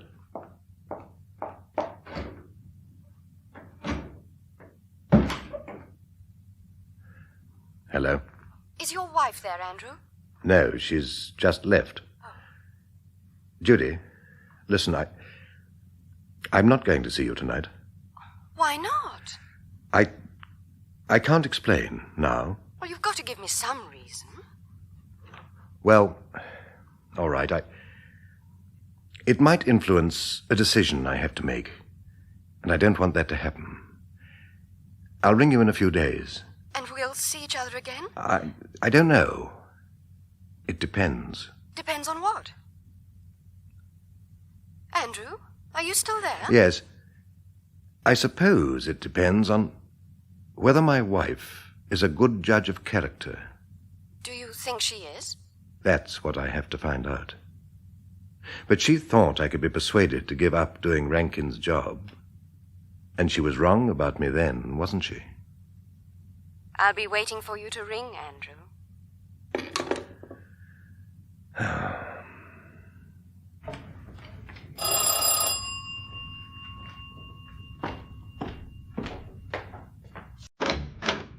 Why, Sergeant Rankin. Mr. Marsh, is your wife at home?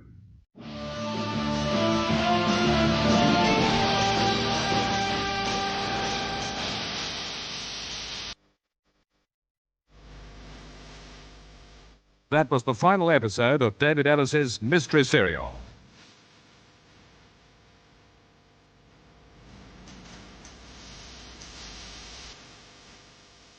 In Find the Lady, Noel Johnson played Andrew Marsh and Henry Stamper, Detective Sergeant Rankin, in this production by Betty Davis.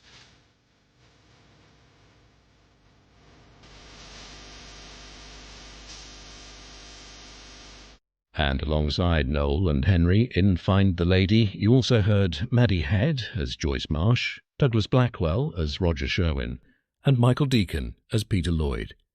Detective Inspector Adams was played by John Bentley, Alf Jenkins, Brian Haynes, and Judy Randall, Eva Haddon. And since that was the final part of Find the Lady, in its place tomorrow we'll have a classic Agatha Christie, Sparkling Cyanide.